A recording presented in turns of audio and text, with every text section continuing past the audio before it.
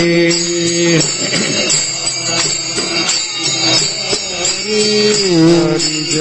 जय राम कृष्ण हरे जय जय राम कृष्ण हरे जय जय राम कृष्ण हरे जय जय राम कृष्ण जय जय राम कृष्ण जय जय राम कृष्ण जय जय राम कृष्ण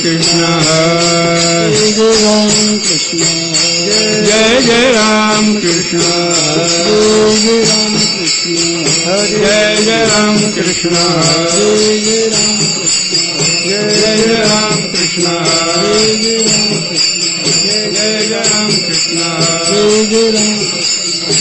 जय राम कृष्ण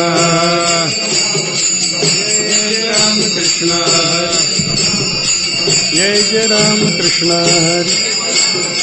जय जय राम कृष्ण जय जय राम कृष्ण जय जय राम कृष्ण जय जय राम कृष्ण जय जय राम कृष्ण जय जय राम कृष्ण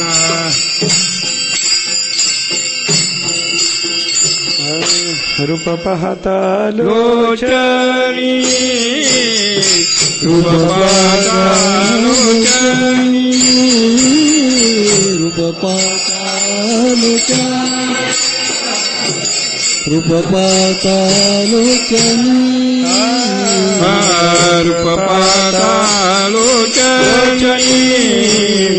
रूप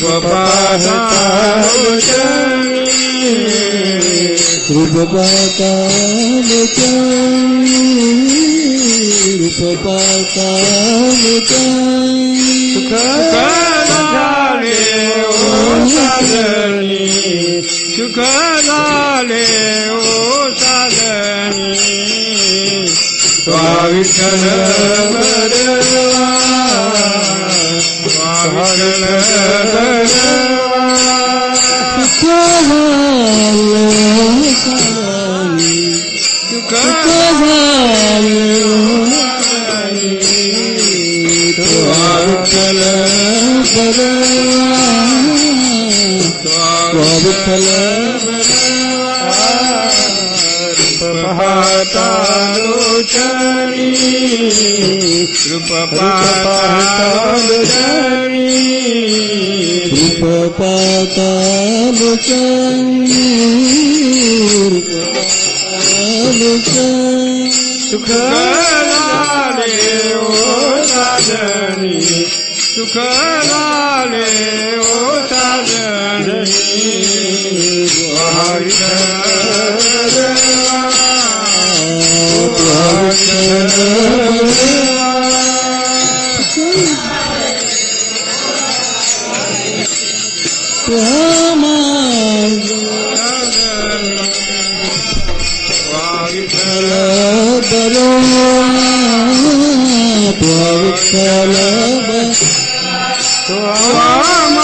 माधव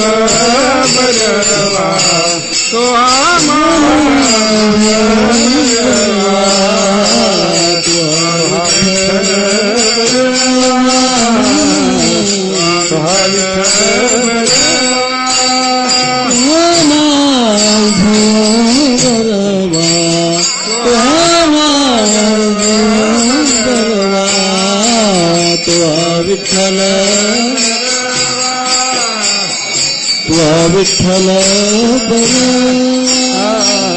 बहुता सुकृताची जोडी बहुता सुकृताची जोडी बहुता सुकृताची जोडी बहुता सुकृताची जोडी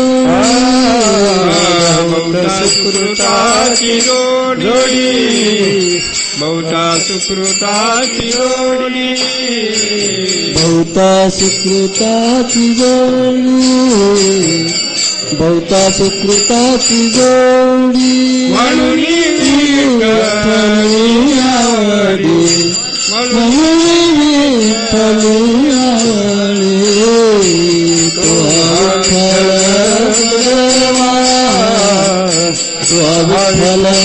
बरवा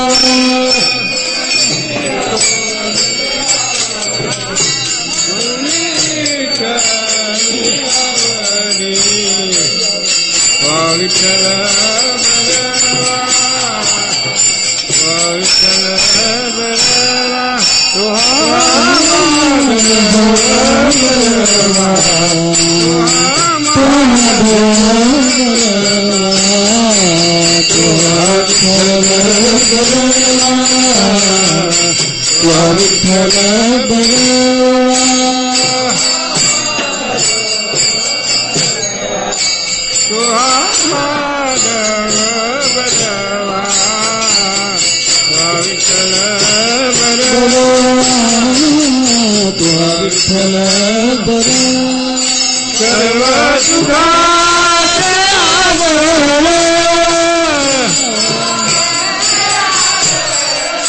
सर्व सुखाचे आधार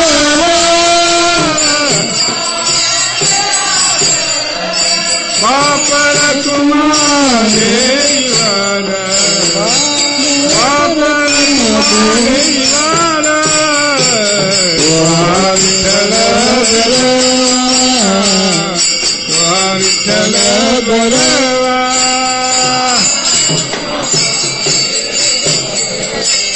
बापाय कुमारे वार विठ्ठल बरवा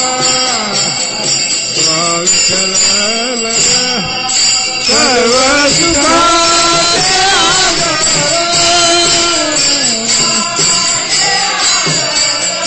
सर्व सुखाचे आधार बापर कुमारे विवर बापर कुमारे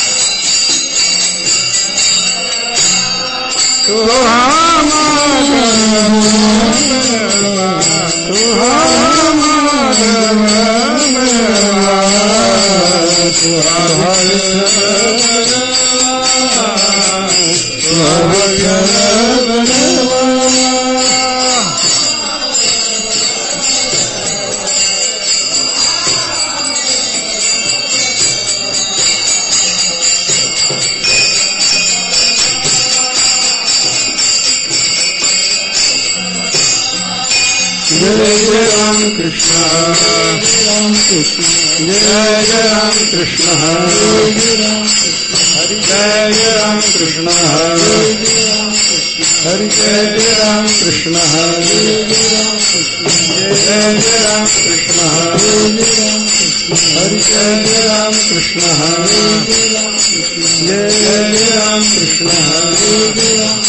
जय राम कृष्ण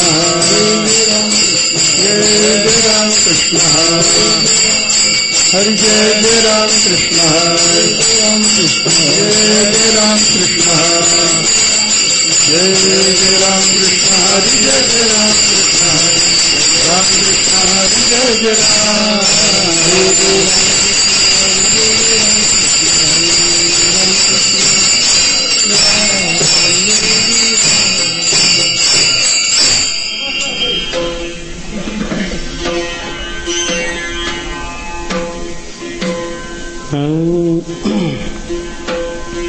देवती बळे धरिला सायासी देवती बळे धरिला सायासी देवती बळे धरिला सायासे देवती बळे धरिला करुणा नाश उपाधिका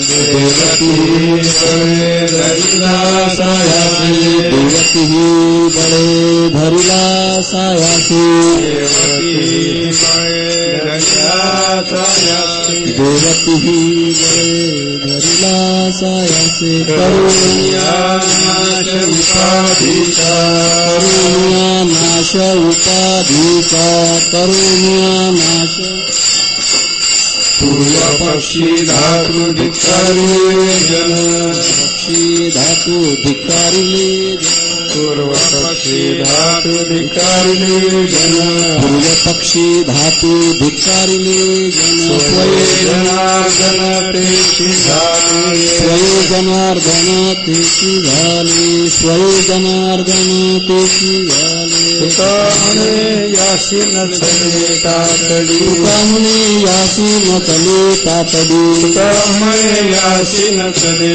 तातडी तुका म्हणे यासी नचले अनुभवे गोडी येईल अनुभवे गोडी येईल कळो अनुभवे गोडी तुका म्हणे यासी नचले तातडी तुका म्हणे यासी नचले तातडी तुका म्हणे यासी नचले तातडी तुका म्हणे यासी नचले अनुभवे गोडी येईल अनुभवे गोडी येईल कळो अनुभवे गोडी येईल कळो पूर्वपक्षी धातु धिक्कारिले जन पूर्वपक्षी धातू धिक्कारिले जन पूर्वपक्षी धातु धिक्कारिले जन पूर्वपक्षी धातू धिक्कारिले जन स्वये जनार्दन तेची झाले जनार्दन तेची झाले स्वये जनार्दन तेची झाले मुबारक माई मुबारक माई जय जय मुबारक माई जय जय मुबारक माई जय जय मुबारक माई विठ्ठल मुबारक माई जय जय मुबारक माई जय जय मुबारक माई जय जय मुबारक माई जय जय मुबारक माई विठ्ठल मुबारक माई विठ्ठल मुबारक माई जय जय मुबारक माई मुबारक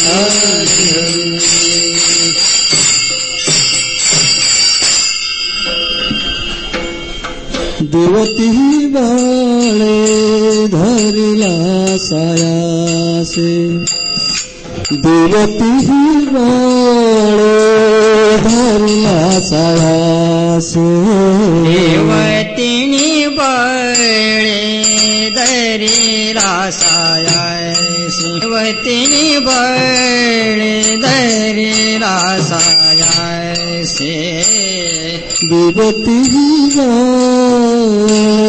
धरिला सायासे देवती बाळे धरिला सायासे देवतिनी बळे दरिला सायासे देवतिनी बळे दरिला सायासे करुणी जानाशा उपाधीचा करुणी जानाशा उपाधीचा उपाधीचा पूर्वपक्षी धातू धिक्कारिले जन पूर्वपक्षी धातू धिक्कारिले जन करुणिया नाशम उपाधीचा करुणिया नाशम उपाधीचा पूर्व पक्षीताय तू धिक्कारिले जन पूर्व पक्षीदाय तू धिक्कारिले जन देवती धरिला सायासे देवती धरिला सायासे देवतिनी बळे दरिला सायासे देवतिनी बळे दरिला सायासे करुणिया नाश उपाधीचा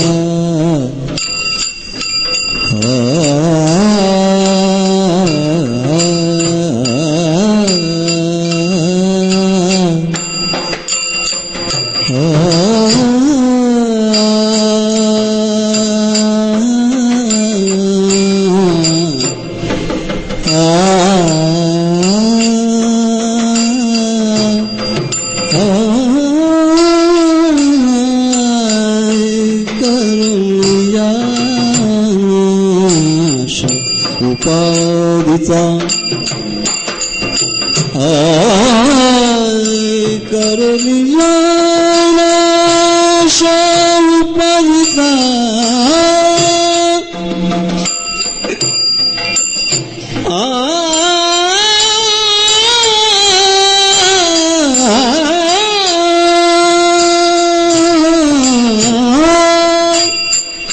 करुणाश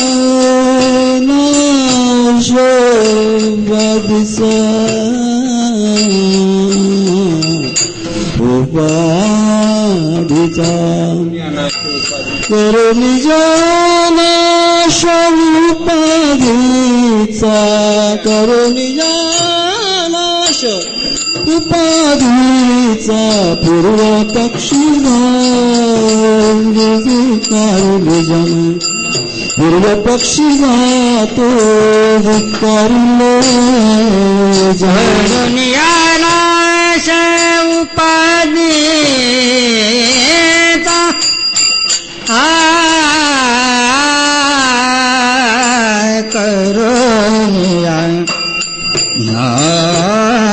करुण्याश उपाधीचा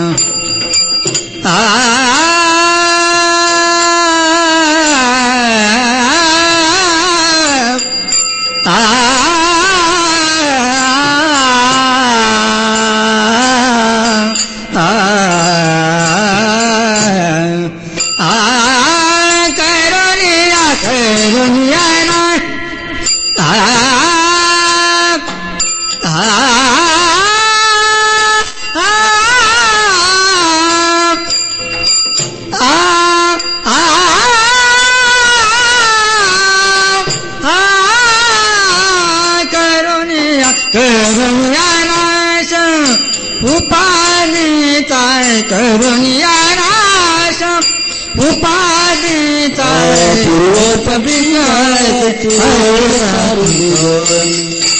पक्षी स्वय जनार्दन त्याची झाले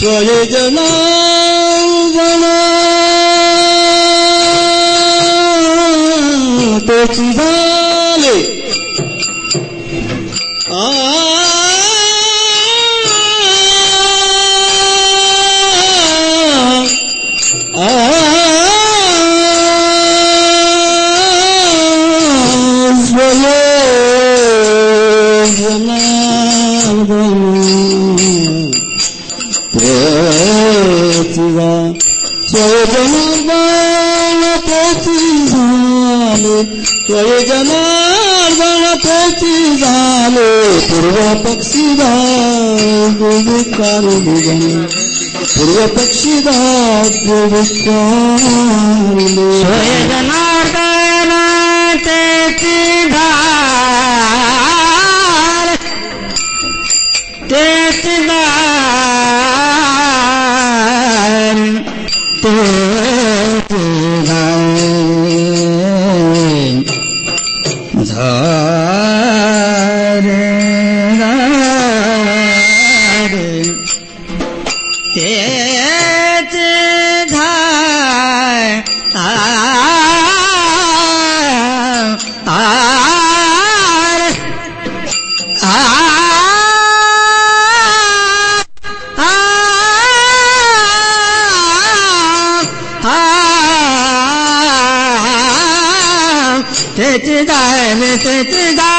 सोय जनार्दन तेची गायले सोय जनार्दन तेची गायले पूर्व पक्षी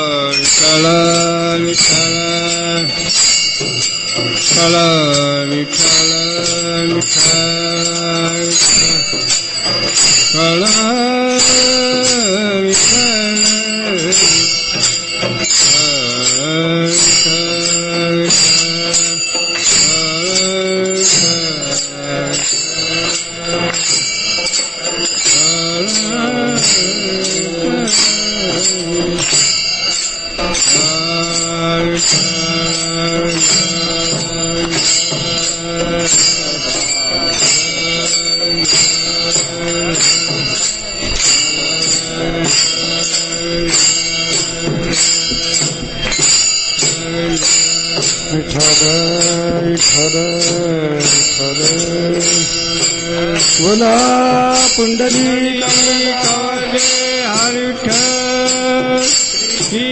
ज्ञानदेव तुकारा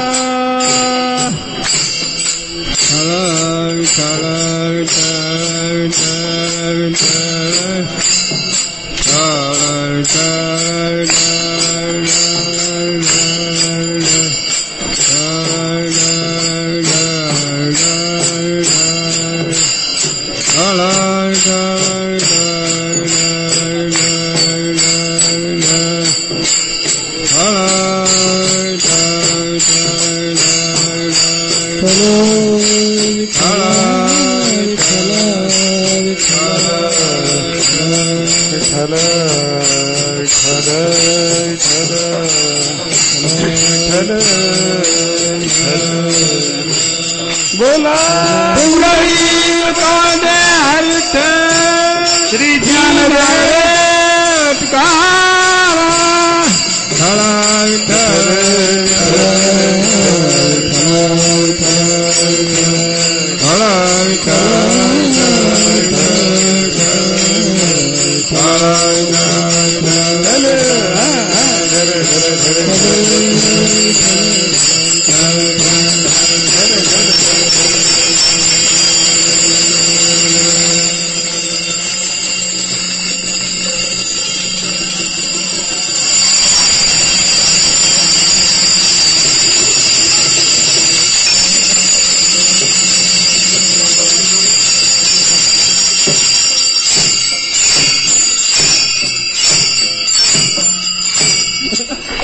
देवती ही बळे धरिला सायासे देवती ही बळे धरिला सायासे करून याना शिवपारीचा पूर्व पक्षी धात्वधिकारिले जन स्वय जनार्दन तेशी झाले तुका म्हणे यासी नचले तातडी तुका म्हणे यासी नचले जा तातडी अनुभवे गोडी येईल कळो पूर्व पक्षी धातू धिक्कारिले जन स्वय जनार्दन तेची झाले विठर विठर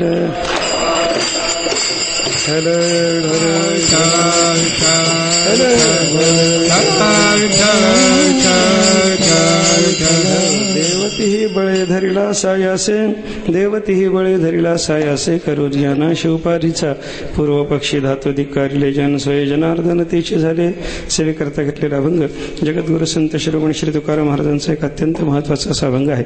या अभंगातून तुकाराम महाराजांनी साधू पुरुषाचं वर्णन केलं.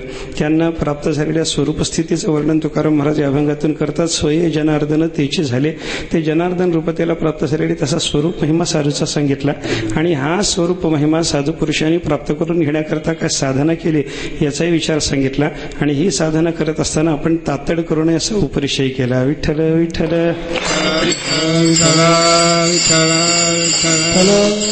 एकूण 3 गोष्टीचा विचार इथं आपल्याला पाहायला सापडतो. साधू पुरुषांना प्राप्त झालेल्या स्वरूप स्थितीचं इथे चिंतन आहे. एक गोष्ट ती स्वरूप स्थिती प्राप्त करून करून घेण्याकरता साधू पुरुषांनी केलेली साधना सांगितलेली आहे. दुसरी गोष्ट, आणि ती साधना करत असताना आणि त्या स्वरूपस्थितीचा त्या साधनेच्या माध्यमातून लाभ करून घेत असताना साधकानं तातड करू नये, हळूहळू अवस्था प्राप्त होत गेली म्हणजे मग ती गोडी आपल्याला कळत जाते. अशी तिसरी गोष्ट तुकाराम महाराजांनी या अभंगामध्ये आपल्याला सांगितलेली आहे. असं थोडक्यात या अभंगाचे चिंतन आपल्याला करता येतं. आपल्याला थोडासा विचार करायचा आहे. अभंगाचे चिंतन करत असताना साधू पुरुषांना प्राप्त झालेल्या अवस्थेचं तुकाराम महाराजांनी जे चिंतन आपल्यासमोर ठेवले ना, संतांना प्राप्त झालेल्या अवस्थेमुळे साधू पुरुषांना महत्व आहे. ऐका, साधू पुरुषांना जे मोठेपण आहे ना, या संतांना प्राप्त झालेल्या किंवा संतांच्या सांगितल्या जाणाऱ्या मोठेपणाचा विचार जर आपण करायला लागलो, अनेक कारणाने साधूचा मोठेपण आपल्याला सांगता येतो. त्या अनेक कारणामध्ये सगळ्यात महत्वाचं जर कारण काही असलं तर साधूंना प्राप्त झालेली अवस्था हेच त्यांच्या मोठेपणाचं सगळ्यात मोठं कारण आहे. विठ्ठल विठ्ठल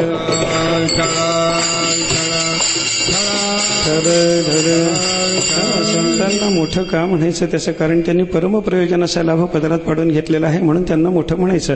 हे त्याचं सोपं साधं आपल्याला कारण सांगणं शक्य आहे. सगळ्यात मोठं महत्वाचं पण असायला मात्र अतिशय सोपं असलेलं असं हे कारण आहे, असं आपल्याला चिंतन करता येतं बरं का. संतांनी स्वरूपस्थिती मिळवली म्हणून संत महात्मे मोठे.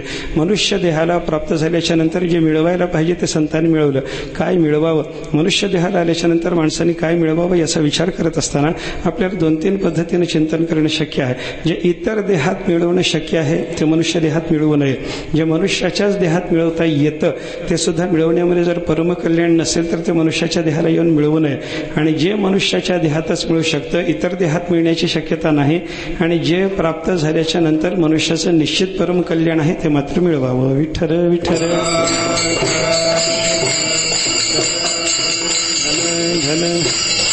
आपल्यासमोर 2 वचनातून हा विचार आपल्याला करता येणं शक्य आहे. 2 वचनं मी ठेवतो. या 2 वचनातून काय मिळवायचं आहे याचा विचार आपल्याला निश्चयानं करणं शक्य आहे बरं का. विचार करा, 2 वचनं मी आपल्याला सांगणार आहे. पहिलं वचन आहे आहार निद्रा भयमैथुनांचे सामान्य मिळतात पशुभिर नराणाम. हे एक वचन डोळ्यासमोर धरा. आणि दुसऱ्या वचनाचा विचार जर करायचा झाला तर स्वर्ग नरक कर्म ब्रह्म चहुप्राप्तीसी मनुष्य जन्म, हे एक वचन आपल्या डोळ्यासमोर ठेवा. या 2 वचनाचा विचार केला की मग आपल्याला 3 टप्प्यामध्ये मिळवण्याचा विचार करणं शक्य आहे. जे मनुष्येतर देहामध्ये मिळवता येतं ते एक आहे. माणसाच्या देहाला येऊनच जे मिळवता येतं पण परमकल्याणाचं नाही ते एक आहे. आणि माणसाच्या देहाला आल्यावर जे मिळवता येतं आणि परमकल्याणाचं आहे ते एक आहे. विठ्ठल विठ्ठल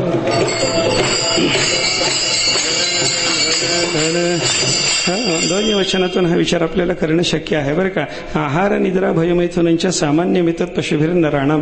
या वचनाचा विचार केला तर इथं काय सांगितलं, आहार निद्रा भय आणि विषयसेवन या 4 गोष्टी सगळ्या योनीला समान आहेत. माणसालाही ते आहे आणि मनुष्यतर प्राण्याच्या बाबतीमध्ये ते आपल्याला पाहायला सापडतं. आहाराचा विचार करा, माणसालाच काहीतरी खायला लागतं आणि पशुला खायला लागत नाही असं थोडंच.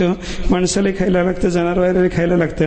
माणसाला शिजवलेलं अन्न लागेल. जनावराच्या बाबतीत जर आपण विचार करायला लागलो, शाकाहारी जनावर असलं तर गवत खाईल, मांसाहारी असला वाघासारखा सिंहासारखा प्राणी असला तर तो मांस खाईल, एवढाच काय तो विचार आहे. काय खातो, अन्न प्रकार काय, आहाराचा प्रकार त्यानं काय स्वीकारलेला आहे, त्याच्या जीवन प्रणालीला कोणता आहाराचा प्रकार मानवतो हा भाग स्वतंत्र आहे. पण आहार नावाची गोष्ट जर आपण पाहायला लागलो तर माणसालाही आहे आणि पशुआदिकाच्या बाबतीमध्ये सुद्धा आहाराचा विचार आपल्याला करणं शक्य आहे. आहार सर्वांना समान. निद्रेचा विचार केला तर निद्रा सर्वांना समान आहे की नाही. का कीर्तनात प्रवचनात बसलं तरच निद्रा लागते असं थोडंच आहे. जनावराला सुद्धा झोप लागते, आपल्यालाही झोप आहे, जनावरालाही झोप आहे. माणसाला झोपायला गादी लागत असेल, जनावराच्या बाबतीत जर विचार केला तर गाढवाला उकिरड्यावर सुखानं झोप लागत असेल. झोप कुठे लागते, झोपेच्यासाठी म्हणून वापरलेली, निद्रेच्या सुखासाठी म्हणून वापरलेली साधनं काय, याच्यामध्ये जरी बदल होत गेला तर निद्रेचा आनंद दोघांनाही समान आहे. बघा, झोप माणसालाही आहे आणि पशुआदिकालाही आहे. आहार दोघांनाही समान आहे. निद्रा सर्वांच्या बाबतीमध्ये समान आहे. भयाचा विचार करा, भय कोणाला नाही. तुम्हाला आम्हाला जसं भय आहे तसं पशुआदिकाला सुद्धा भय आहे की नाही बोला. वाघ एखाद्या माणसाच्या अंगावर का आला याच्याबद्दल मानसशास्त्राच्या दृष्टीने विचार जर आपण केला तर मानसशास्त्री लोक असं कारण सांगतात की त्या वाघाला समोरून येणाऱ्या त्या प्राण्याच्या पासून आपल्याला इजा होईल अशी भीती वाटली की पहिल्यांदा तो आक्रमण करून मोकळा होतो. त्यानं आपल्याला काही इजा करायच्या आधी आपण त्याला इजा करून मोकळं व्हावं. हा विचार कशातून निर्माण झाला, भय नावाच्या संवेदनेतून निर्माण झालेला आहे असं आपल्याला चिंतन करावं लागतं बरं का. म्हणजे माणसालाच भय आहे असं नाही नाही, वाघाला सुद्धा भय आहे. पशवादिकांच्या बाबतीमध्ये सुद्धा भयाचा विचार आपल्याला करावा लागतो. बघा तुम्ही, जगद्गुरु शंकराचार्यांनी अध्यास भाष्यामध्ये असं चिंतन केलेलं आहे, दंडोद्यत करम पुरुषम अभिमुफलभ्य पलायितुम आरभन्ते. पशूंच्या बाबतीमध्ये विचार सांगितला, हातात काठी घेऊन ती उगारून एखादा माणूस जर आपल्या अंगावर धावून येतोय असं पशुला दिसलं तर त्याला पाहिल्याबरोबर पशु पळायला लागतो. भयाचा विचार आहे की नाही बोला, भयाचा विचार आहे. मला सांगायचं काय, पशुला सुद्धा भय आहे, माणसाला सुद्धा भय आहे. आहार, निद्रा, भय, 3 गोष्टी झाल्या. आणि शेवटचं मैथून म्हणजे विषयसेवन. याचा विचार जर आपण करायला लागलो, माणसालाही विषयसेवन आहे, पशुवादिकालाही विषयसेवन आहे. या सगळ्या 4ही गोष्टी सगळ्या योनीमध्ये समान रीतीने आपल्याला पाहायला सापडतात. मग जे इतर देहातही करता येतं ते साधायकरता मनुष्याचा देह जर कोणी वापरायला लागला तर त्याच्यामध्ये सार्थक नाही. विठ्ठल विठ्ठल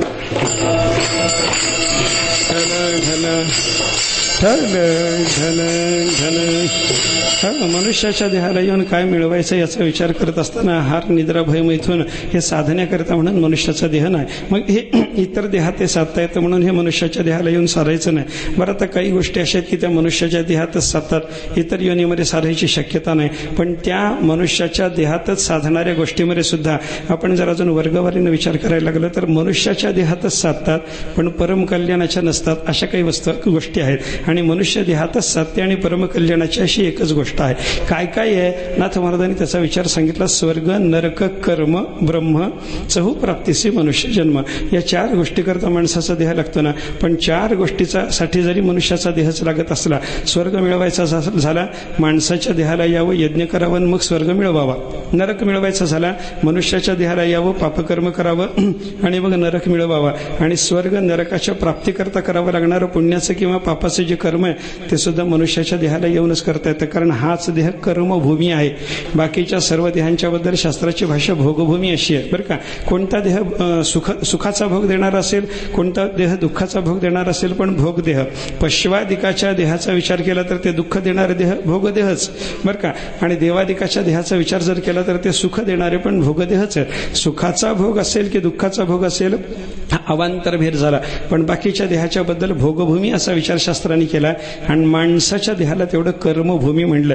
मग कर्मभूमी जर या देहाला म्हणलं असेल तर कर्म कुठं करता येतं, पुण्याची क्रिया करायची झाली तर इथंच करावी लागते आणि पापाची क्रिया करायची झाली तरी इथंच करावी लागते. ऐका, स्वर्ग याच देहाने मिळवता येतो, नरक याच देहाने मिळवता येतो आणि स्वर्ग नरकाच्या प्राप्तीकरता करावं लागणारं कर्म सुद्धा मनुष्याच्या देहानंच करता येतं. पण हे मिळवण्यात तरी सार्थक आहे का, हे साधण्यात तरी सार्थक आहे का, याचा माणसाने विचार करावा. हे मिळवण्यात तरी सार्थक आहे का, हे साधण्यात तरी सार्थक आहे का, याचा माणसाने विचार करावा. हे मिळवण्यात सार्थक नाही. नरक मिळवण्यात सार्थक नाही कोणी मानेल, कर्म करण्यामध्ये सार्थक नाही कोणी मानेल, पण स्वर्ग प्राप्त करून घेण्यामध्ये सार्थक नाही हे माणसाला सहजासहजी पटत नाही. पण उत्तर त्याच्याबद्दल आपल्याला संतांनी देऊन ठेवलेलं आहे. पुण्य जोपर्यंत आहे तोपर्यंत तो स्वर्ग आपल्या हातामध्ये राहणार आहे.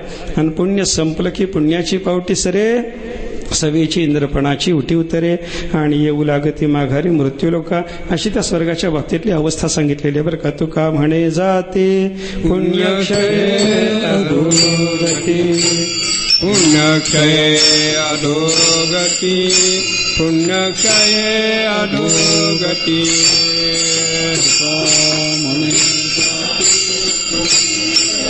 अधोगती पुण्यक्षय अधोगती, पुण्यक्षय तुका म्हणे जाती पुण्यक्षय अधोगती, पुण्यक्षय अधोगती, पुण्यक्षय अधोगती जाती, पुण्यक्षय अधोगती, पुण्यक्षय अधोगती, पुण्यक्षय अधोगती. तुका म्हणे जाती पुण्यक्षय अधोगती. पुण्य संपल्याच्या नंतर त्यांची सुद्धा अधोगती ठरलेली आहे. मग स्वर्ग मिळवला तो आपण प्रयत्नाने मिळवला, पुण्य करून मिळवला आणि तो पुण्य संपल्याच्या नंतर जर नष्ट व्हायला लागला, तिथून जर आपल्याला परत मृत्यूलोकामध्ये पुन्हा सामान्य जीवाच्या रूपाने जन्माला यावं लागत असेल तर तो स्वर्ग मिळवण्यात तरी काही स्वारस्य आहे का बोला, काही सार्थक आहे का, कल्याण आहे का, याचा विचार करा. म्हणजे मला सांगायचं काय आहे, जे मनुष्येतर देहामध्ये साधण्याची शक्यता आहे ते साधण्यातही मनुष्याचं सार्थक नाही. जे मनुष्य देहातच साधतं पण जे साधण्यामध्ये परमकल्याणाची शक्यता नाही तेही साधण्यामध्ये स्वारस्य नाही, मग काय साधावं. जे मनुष्याच्या देहातच साधतं आणि जे साधल्याच्या नंतर परमकल्याण होतं ते माणसाच्या देहाला येऊन साधावं. असं काय आहे तर परब्रह्म तेवढं अशा पद्धतीचं आहे बरं का. स्वर्ग नरक कर्म हे मनुष्य देहातूनच साधता येत जरी असले तरी परमकल्याणाचे नाहीत. आणि चौथं सांगितलं जे परब्रह्म आहे ते परब्रह्म मात्र ते मनुष्य देहातच साधतं. इतर देहामध्ये परमात्म्याचा साक्षात्कार आपल्याला संपादन करणं शक्य नाही, माणसाच्या देहातच संपादन करता येतो. आणि हा मनुष्याला ब्रह्मसाक्षात्कार झाला म्हणजे त्याला सार्थक होतं, परमकल्याण होतं, श्रेयप्राप्ती त्याला होते, श्रेयलाभ होतो असा विचारशास्त्राने सांगितलेला असल्यामुळे ब्रह्मपदवी प्राप्त करून घ्यावी. आणि ती ब्रह्मपदवी साधू पुरुषांनी प्राप्त करून घेतलेली आहे असं तुकाराम महाराजांनी इथं सांगितलं की नाही. स्वये जनार्दन तेचे झाले, ते साधू पुरुष स्वतः जनार्दन रूपतेला प्राप्त झाले म्हणजे ब्रह्म त्यांनी प्राप्त करून घेतलेला आहे. आणि ब्रह्म प्राप्ती करून घेतली म्हणून संत महात्म्यांचा महिमा आहे. विठ्ठल विठ्ठल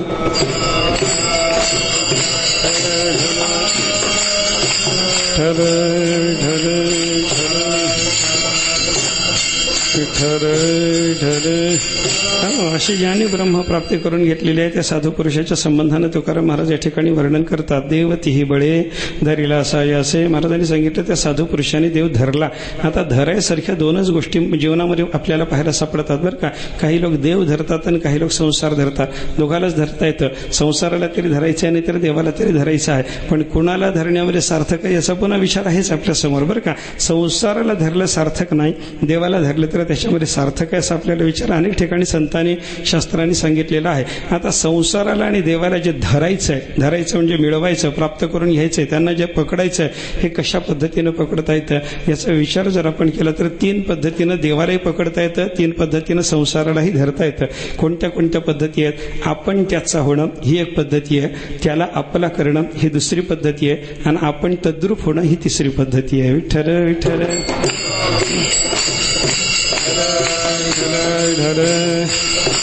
त्रिविधा शरणागतीच्या परिभाषेमध्ये मी बोलायला लागलो बरं का.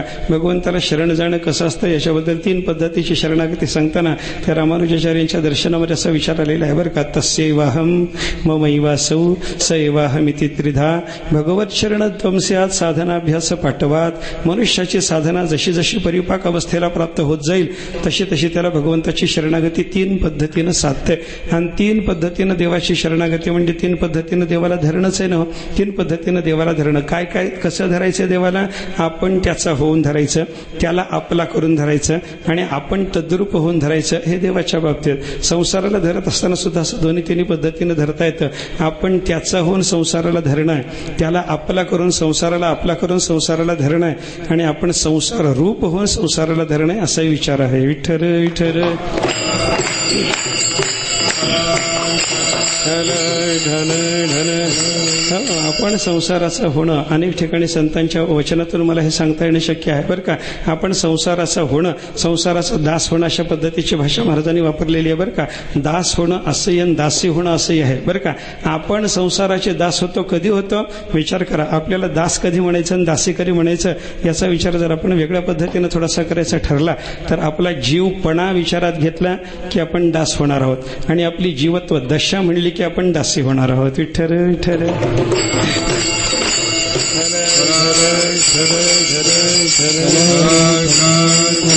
दास होण्याचा विचार संतांनी सांगितला की नाही. का रे दास होसी संसाराचा दास होसी संसाराचा का रे दास होसी संसाराचा दास होसी संसाराचा दुःखाचे डोंगर भोगावया डोंगर सोसावया दुःखाचे डोंगर कारेदास होती संसाराचा कारिदास होती संसाराचा कारेदास होती संसाराचा कारिदास होती संसाराचा दुःखाचे डोंगर भोगावया दुःखाचे डोंगर सोसावया दुःखाचे डोंगर सोसावया.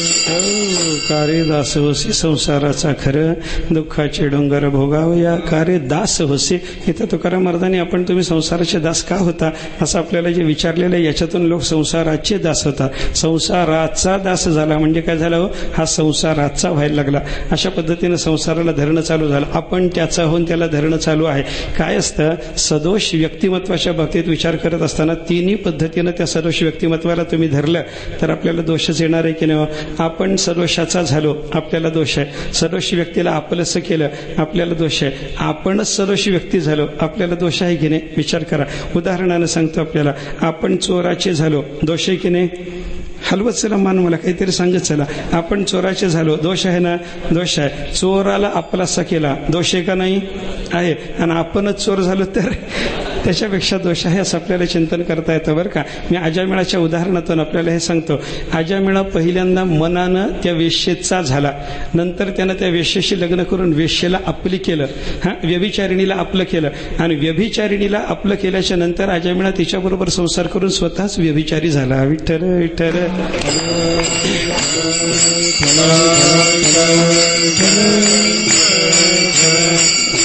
व्यभिचारिणीचा होण्यामध्ये दोष आहे, व्यभिचारिणीला आपलं करण्यामध्ये दोष आहे, आणि व्यभिचारी स्वतःच होण्यामध्ये परमदोष आहे. असं अजामिळाच्या चरित्रातून जसं आपल्याला लक्षात घेता येतं तसं संसाराचा झाला दोष आहे. संसाराला आपलं केलं तरी दुःख आहे, आणि संसार रूप आपण स्वतः झाला तर परम दुःख आहे. असं चिंतन आपल्याला करता येतं. संसाराचा होणं कार्य दास होसी, संसाराचा खर संसाराचा दास झाला. दासाचे वर्णन आहे, संसाराची दासी असे वर्णन संतांनी केलेले बरं का. झालो पांगीला जनासी, संसाराची अंधळी दासी, नकळे कधी सोडावीशी,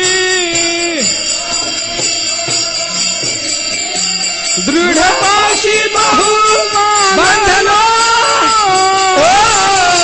बहुया उदराचे कष्ट, बहुया उदराचे कष्ट,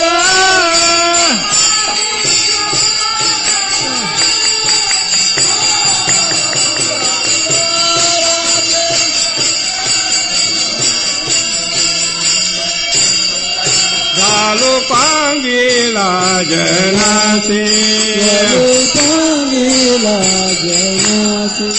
संसाराची अंधळी दासी,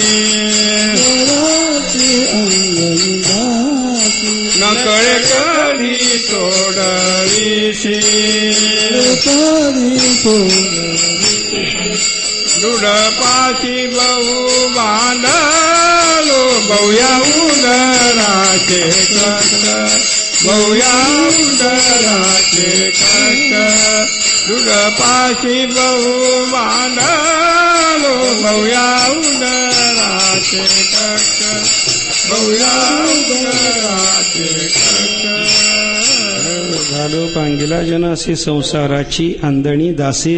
कार्य दास होसी, संसाराचा खर इथं दास होण्याचा निषेध केला, आणि इथं मात्र दासी होण्याचं वर्णन तुकाराम महाराज करायला लागले. संसाराचा दास झाला काय, संसाराची दासी झाला काय, संसाराचा झाला, आणि संसाराचा झाला म्हणजे दुःख भोगायला लागला असं चिंतन आपल्याला त्याच्यातून करता येतं बरं का. संसाराचा होण्यातून संसार धरता येतो, एक चिंतन आहे. आता संसाराला आपला करून संसाराला कसं धरायचं असतं, संताच्याच वचनातून हे जर आपल्याला पाहायचं झालं तर, गुंतलो या संसारे कैसा झालोसे अंध, मी माझे वाढवणे माया तृष्णेचा बाध.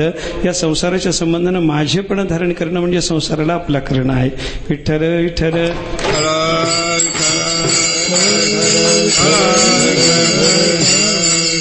संसाराचा झाला, संसाराला माझं म्हणायला लागला म्हणजे संसाराला त्यानं आपलं केलं. आणि काही वेळेला जीव स्वतः इतकं संसाराचं तादात्म्य धरतो, संसारातल्या अनात्म पदार्थाच्या एवढ्या तादात्म्याला प्राप्त होतो की तो संसार रूपच होऊन जातो.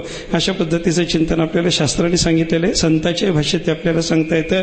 देशवेश नव्हे माझा सहज फिरत आलो, करू सत्ता कवनावरी कोठे स्थिर राहिलो, पाय डोळे म्हणता माझे तीही कैसा मोकेलिडो. आणि शेवटच्या चरणात काय सांगितलंय, परदेशी नाही कोणी अंध पांगुळ झालो. मी आंधळा झालो, पांगळा झालो, परदेशी झालो. हे संसाराला आपलंसं करून घेणं म्हणजे संसार रूप होणं आहे बरं का. अंध पांगुळ परदेशी होणं म्हणजे आपण संसार रूपतेला प्राप्त होणं. अशा पद्धतीचा विचार इथं आपल्याला करता येतो. विठ्ठल विठ्ठल.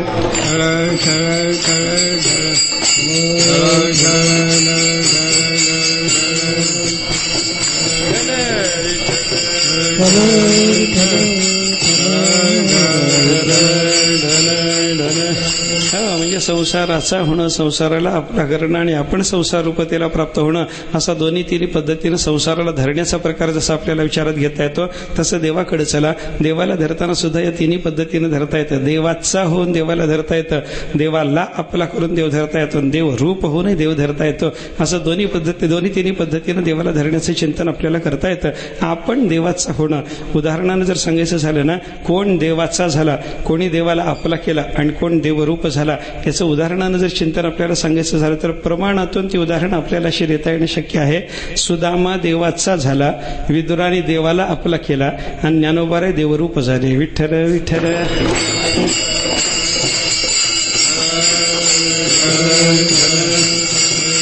सुदामाचं चरित्र जर आपण पाहायला लागलो तर सुदामा देवाच्या भेटीला गेला म्हणजे देवाचा होऊन गेला बरं का. सुदामा ब्राह्मण दुःखे दरिद्रे पिढीला मुष्टी पोहे घेऊन या, त्याचे भेटी लागी गेला. त्याच्या भेटीला सुदामा जातो म्हणजे त्याचा होतो. आणि विदुराच्या घरी देव येतो म्हणजे विदुर देव आपल्या देवाला आपलासा करतात, आपला करतात.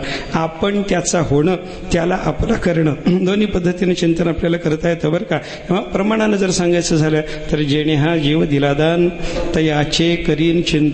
ज्यानं आपल्याला जीवदान दिलंय त्याचं चिंतन करणं म्हणजे त्याचा होणं चाललंय, त्याचा होणं. अशा पद्धतीनं पहिली शरणागती सांगितली. तस्यैवाहम, हे देवाला एक पद्धतीनं धरणच आहे. मी त्याचा आहे, मी देवाचा आहे, अशा पद्धतीची भावना आपल्या अंतःकरणामध्ये धारण करणं हे एका पद्धतीनं देवाला धरणं झालं. दुसरी पद्धती काय, देव माझा आहे, अशा पद्धतीनं देवाच्या बद्दल आपण देवाला आपलासा करून घेऊन जसं संसाराचा झाला आणि संसाराला आपला केला त्याप्रमाणे भक्त देवाचा झाला आणि पुढे भक्ताने देवाला आपला केला. याची भक्ती परिपाक रशेला प्राप्त झाली, याची मी तुझा आहे अशा पद्धतीची भावना परिपाकाला प्राप्त झाली की देव याचा होतो. आणि त्या अवस्थेमध्ये त्या भक्ताला म्हणता येतं ममई वासव, हा परमात्मा माझा आहे, अशा पद्धतीची भावना भक्त बोलू शकतो. हे दुसऱ्या पद्धतीनं धरणं झालं बरं का. देव माझा आहे. अनेक ठिकाणी संतांनी परमात्म्याला माझा म्हणलेलं आहे की नाही. हो, माझ्या विठोबाचा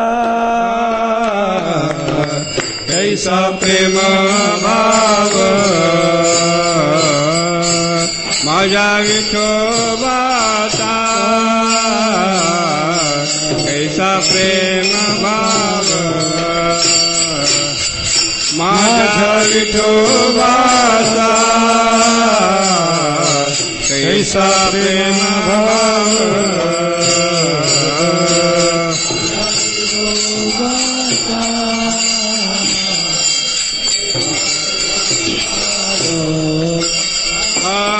आपणची देव होय गुरु.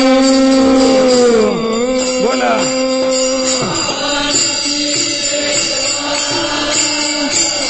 होय आपणची देव होय गुरु.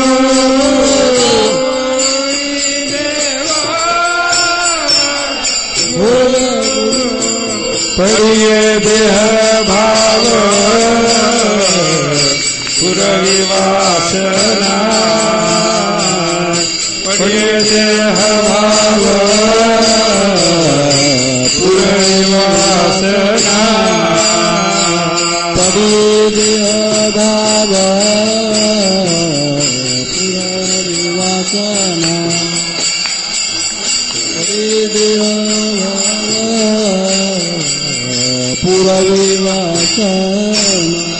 माझ्या विठोबाचा कैसा प्रेम भाव, आपण देव होय गुरु, आपण देव होय गुरु, आपण देव होय गुरु.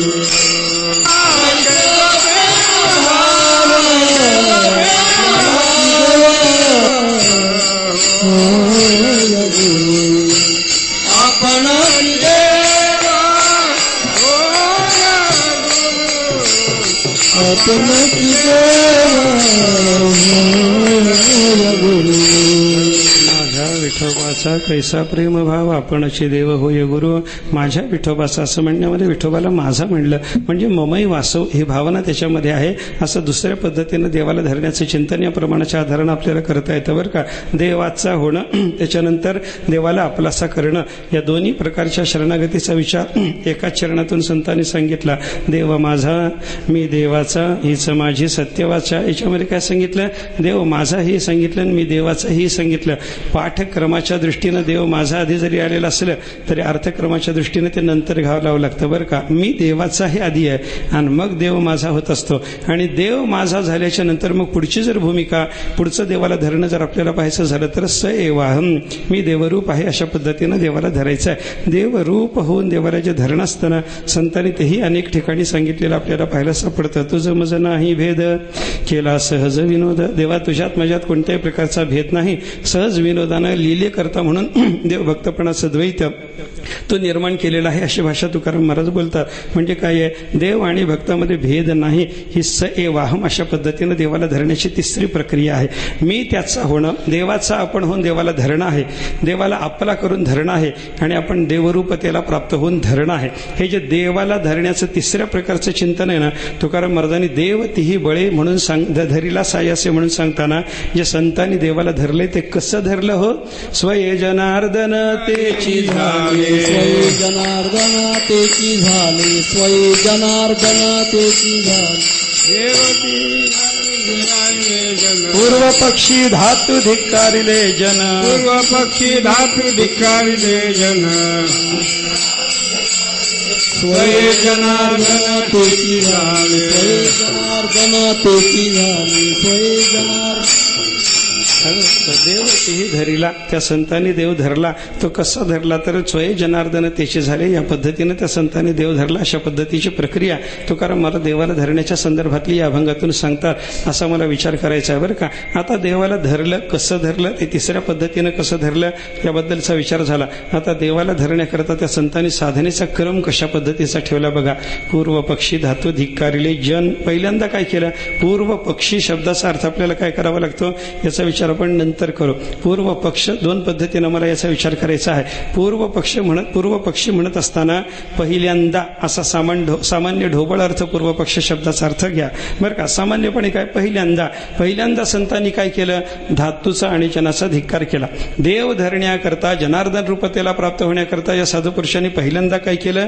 जनाचा आणि धातूचा धिक्कार केला. आणि त्याच्यानंतर काय केलं? बळ मिळवलं. त्याच्या पुढं काय केलं? सायास केले. त्याच्या पुढं काय केलं? उपारीचा नाश साधला. आणि त्याच्यानं काय झालं? स्वय जनार्दन झाले. विठ्ठल विठ्ठल.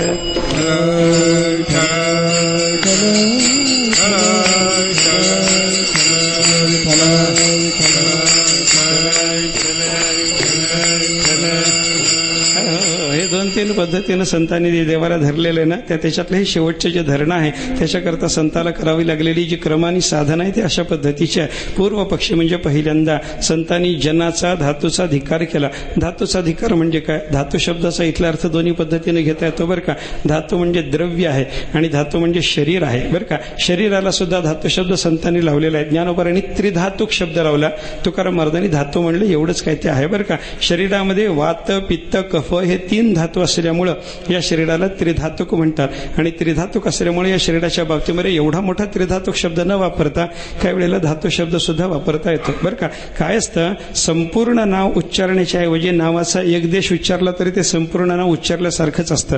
उदाहरणानं तुम्हाला जर सांगायचं झालं तर बलराम दाराच्या बद्दल विचार करत असताना त्यांचं नाव काय हो? बलराम. पूर्ण नाव काय बलराम दादाचं? बलराम. पण बलरामाच्या बद्दल बोलत असताना नेहमी बलराम असं म्हणलं जातं का राम म्हणलं जातं? नुसतं राम. नामैक देशाचं ग्रहण केलं तरी परंतु संबंध नामाचं ग्रहण केल्यासारखं होतं. विठ्ठल विठ्ठल.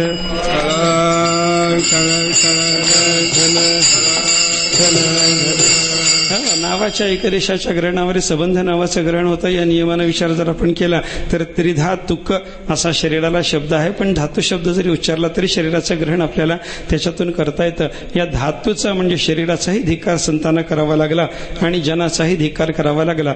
जनाचा धिक्कार करावा लागला याचा अर्थ लोकवासना सोडावी लागली आणि देहाचा धिक्कार करावा लागला. धातूचा धिक्कार करावा लागला याचा अर्थ देहवासना सोडावी लागली. लोकवासना देहवासना यांचा देवाचा निराश झाल्याच्या नंतर पुढे यांची साधना सुरू झाली देव धरण्याकरता. काय केलं मग त्यांनी? पहिल्यांदा बळ संपादन केलं. बळ संपादन केलं म्हणजे साधन चतुष्टयाचं बल त्यांनी संपादन केलं. बल संपत्तीनंतर पुढे काय केलं? सायास केलं. हे सायास कोणते? श्रवणाधिकाचे सायास आहे. साधन चतुष्टय संपत्तीचं बळ मिळवल्याच्या नंतर त्या साधकाला सद्गुरूकडे जाणं, त्यांची सेवा करणं, तद्विधी प्रणिपातेन परिप्रश्नेन सेवया उपदेक्षन्ते ते ज्ञानम ज्ञानेन तत्वदर्शन. महापुरुषाकडे जाणं, महापुरुषाची संगती करणं, त्यांच्या चरणाची सेवा करणं, त्यांना नमस्कार करणं, सेवेनंतर त्यांना प्रसन्न करून घेणं, प्रसन्न करून घेतल्यानंतर त्यांचा एकांतामध्ये निवांत वेळ पाहून त्यांना काही अध्यात्मातले प्रश्न विचारणं, त्या प्रश्नाच्या उत्तराचं श्रवण करणं, श्रुतार्थाचं मनन करणं, मननानंतर निधिध्यासन तत्व पदार्थ शोधन करणं, हा सगळा काय सायास आहे. साधकाच्याकडून घडणारा हा अशा पद्धतीचा सगळा सायास आपल्याला विचारात घ्यावा लागतो. पहिल्यांदा लोकवासना देहवासनेचा त्याग आहे. मग साधन चतुष्टयाच्या बलानं संपन्न होणं आहे. त्याच्या पुढे गेल्याच्या नंतर त्या साधकाच्याकडून श्रवणाधिकाचे सायास होतात आणि या सायासाचा परिणाम काय होतो? त्याच्या उपाधीचा तेवढा नाश होतो. बरं का? सायासाचा परिणाम आपण केलेली ज्ञानशास्त्रातली सगळी साधना आपल्याला कशाला उपयोगाला पडते? त्या अद्वैत सिद्धीमध्ये मधुसूदन सरस्वतीने एक वाक्य उच्चारलंय, फार चांगलं वाक्य आहे. त्याने सांगितलं, नाभेदम साधयामहा अपितु भेदम व्यासेधामहा. आम्ही एवढे सगळे ग्रंथाचे सायास करून अद्वैत सिद्ध करत नाही, तर भेदाचा निराश करतो म्हणे. विठ्ठल विठ्ठल.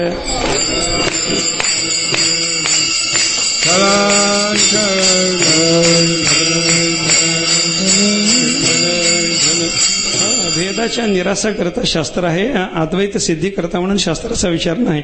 अद्वैत शास्त्र साधून देत नाही. मग श्रवणाधिकाचा सायास त्या साधकाच्याकडून घडल्याच्या नंतर त्याला काय होतं? तर उपाधीचा नाश त्याला करून घेता येतो. आणि उपाधीचा नाश झाल्याच्या नंतर आपोआप जनार्दन रूपता त्याच्या ठिकाणी व्यक्त होते. मुळात असलेली जनार्दन रूपता ती अगोदर अविद्येच्या योगाने झाकलेली होती. ती अविद्येनं झाकून असलेली अशा पद्धतीची जनार्दन रूपता ती व्यक्त होण्याकरता म्हणून साधकाला प्रयत्न करावे लागले. काय काय केलं त्यानं? लोकवासना सोडली, देहवासना सोडली, साधन चतुष्टय संपत्तीचं बळ मिळवलं, श्रवणाधिकाची साधना केली आणि त्याच्या योगानं उपाधीचा त्यानं नाश करून घेतला. आणि उपाधीचा नाश झाल्याच्या योगानं काय झालं? स्वये जनार्दन तेची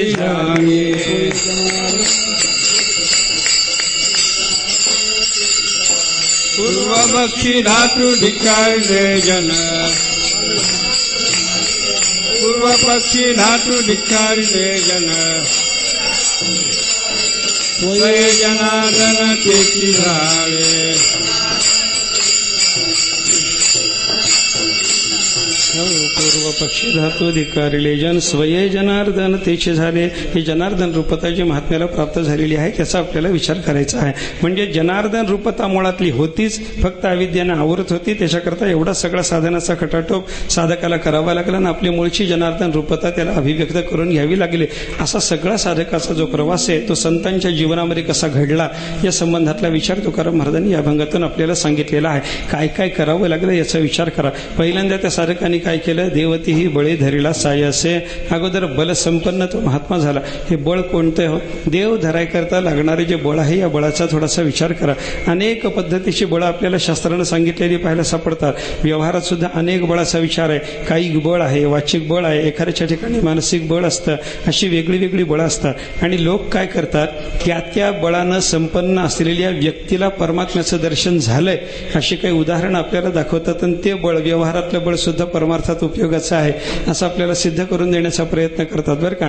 कायिक बळ एखाद्या व्यक्तीच्या ठिकाणी आहे हे दाखवायचं आणि त्या कायिक बलानं संपन्न असलेल्या माणसाला परमात्मा लाभ झाला हे त्याच्या चरित्रातलं दाखवून देऊन लोक म्हणतात कायिक बळानं देव भेटतो. उदाहरण जर द्यायचं झालं तर भीमाचं उदाहरण आपल्याला देणं शक्य आहे. भीमाच्या ठिकाणी कायिक बल होतं की नाही? किती कायिक बल भीमाच्या बाबतीमध्ये असं वर्णन आहे. भीम दादा जेव्हा जन्माला आले की नाही, जन्माला आले आले आकाशवाणी झाली होती म्हणे जगातल्या सगळ्या बलवान पुरुषांमध्ये हा सर्वश्रेष्ठ ठरणार आहे. हे पहिल्या दिवशीचं चित्र आहे. बरं का? त्याच्यानंतर भीमदादा 10 दिवसाचे झाले. भीमदादा 10 दिवसाचे असताना त्यांच्या आईनं त्यांना असं धरलं होतं, असं पोटाशी धरलं आणि ती थोडीशी झोपडीच्या बाहेर आली. पाहायला लागली इकडे तिकडे तर एकदम वाघाची डरकाळी ऐकू आली आणि आई दचकली. कोणती माता दचकली आणि हात अशी झाली आणि ते पोरगं हातातून खाली पडलं. आता खाली पडल्यावर काय व्हायचं? काय व्हायचं? पोरगं खाली पडलं आणि खाली मोठा दगड होता. दगडावर पोरगं पडल्याच्या नंतर पोरगं मरेल की दगड फुटेल? जगामध्ये काय होणार, पोरग मरणार. पण इथं काय झालं, दगडाचा चुराचुरा झाला, दगडच ओरडायला लागला, माणूस आहे का घन आहे म्हणे हा. असे भीमदारा त्या दगडावर पडले आणि दगड फुटून गेला, अशी अवस्था झाली. असं त्यांच्या 10व्या दिवशीचं चिंतन आहे बरं का. पुढं काय झालं, बाल्यामध्ये भीमदाराच्या बरोबर वैमनस्याचा भाव या दुर्योधनादिकाच्या अंतःकरणात असल्यामुळं यांनी काय केलं, भीमदादाला एका दिवशी वनभोजनाच्या निमित्तानं लाडूमध्ये विष घातलं आणि खाऊ घातलं. ते विष खाणं झाल्याच्या नंतर भीमदारा बेशुद्ध झाले, विषारी लाडू पोटात गेले. भीमदारा बेशुद्ध झाल्यानंतर या कौरवाने दुःशासनाधिकाने काय केलं, भीमाला वेलीनी बांधलं, रानातल्या वेली तोडून आणल्या आणि गच्च त्यांना बांधलं आणि गंगेमध्ये टाकून दिलं. आता त्यांना टाकून दिल्याच्या नंतर मग काय झालं, ते नागलोकामध्ये ते भीमदाराशी जे गंगेत बुडले, नागांनी त्यांना नागलोकामध्ये नेलं. नागलोकात नेल्यानंतर तिथं ते त्यांचे जे बांधलेले सगळे पाश होते, वेली वगैरे होत्या, ते सगळे तोडून टाकल्याच्या नंतर नागांनी सांगितलं, बलशाली पुरुष आहे, वायुदेवाचा अंश आहे, आपण याला काहीतरी, आपण वायूचा आहार घेऊन जगणारे आहोत, आपण याचा सत्कार केला पाहिजे. म्हणून नागांनी त्याचा सत्कार केला, सन्मान केला. तिथं नागांच्याकडे 8 कुंड होते आणि त्या 8 कुंडामध्ये बल प्राप्त करून देणारा दिव्य रस होता. मी मला सांगितलं म्हणे एखाद्या कुंडातला रस तुम्ही प्या. मी मला सांगितलं एक का म्हणे 8ही पिऊन घेतो, बिघडलं कुठे म्हणे. 8ही कुंडातला रस भीमदादाने प्राशन केला. किती बल प्राप्त झालं, 1000 हत्तीची ताकद त्यांना प्राप्त झाली, असं वर्णन आहे बरं का. मग भीमदादा तो 8 कुंडातला रस पिऊन झाल्याच्या नंतर निवांत झोपी गेले. 8 दिवस झोपले म्हणे. 8 दिवसाच्या नंतर भीमदादा जेव्हा उठले तेव्हा त्यांचा नागलोकामध्ये पुन्हा सत्कार झाला आणि त्या सत्कारामध्ये त्या सगळ्या नागांनी आपल्याकडून भीमदादाला सांगितलं म्हणे 8 कुंडातल्या रसाच्या पानाच्या योगानं तुमच्या ठिकाणी जे बल सिद्ध झालं ते 1000 हत्तीचं आहे, पण आम्ही आमची इच्छा म्हणून तुम्हाला 10,000 हत्तीचं बळ देतो म्हणे. काय बल आहे का सोंग आहे महाराज. एकाच्या मागून एक बलाचे प्रसंग भीमदाराच्या जीवनामध्ये जे आले ते अशा पद्धतीचं बल भीमदाराच्या ठिकाणी आहे. लोक काय करतात, मला हे सांगायचं आहे, एवढं भीमाच्या ठिकाणी कायिक बल आहे हे दाखवणं झालं. लोक याच्यावर थांबत नाही. त्या भीमाला परमात्म्याचा साक्षात्कार आहे की नाही बोला. भीमदादाला परमात्मा भेटतो की नाही, भीमाच्या करता परमात्मा धावत येतो की नाही. द्वारकेचा राणा पांडवा घरी ज्ञानोबारे सांगतात की नाही. मग पांडवाच्या घरी आहे असं सांगितलेलं असल्यामुळे तो पांडव म्हणजे एकटा कोणी नसून सगळेच्या सगळे पांडव आहेत असं आपल्याला चिंतन करावं लागतं. मग धर्म, भीम, अर्जुन, नकुल, सहदेव 5ही पांडवाला परमात्मा प्राप्त आहे. त्यांच्या घरी परमात्मा राहतो म्हणजे भीमाला प्राप्त की नाही. मग कायिक बल संपन्न असलेल्या भीमाला परमात्मा प्राप्त आहे. याचा अर्थ कायिक बळानं देव भेटतो असं लोक सिद्ध करतात, पण असं आपल्याला म्हणता येत नाही. कायिक बळ असलं म्हणजे देव भेटतो असं नाही. भीमाला कायिक बळानं परमात्मा भेटला नाही, त्या कायिक बळाच्या सोबत परमात्म्याच्या प्राप्तीकरता लागणारं भावबळही भीमाने संपादन केलं होतं, म्हणून त्याला परमात्मा साक्षात्कार झाला असं म्हणा. विठ्ठल विठ्ठल.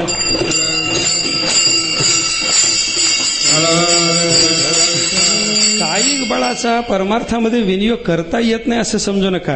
कायिक बळानंच परमात्मा भेटतो असं नाही, पण कायिक बळाचा परमार्थात विनियोग झाला तर त्या कायिक बळानंही परमात्मा आपल्याला भेटण्याची शक्यता आहे बरं का.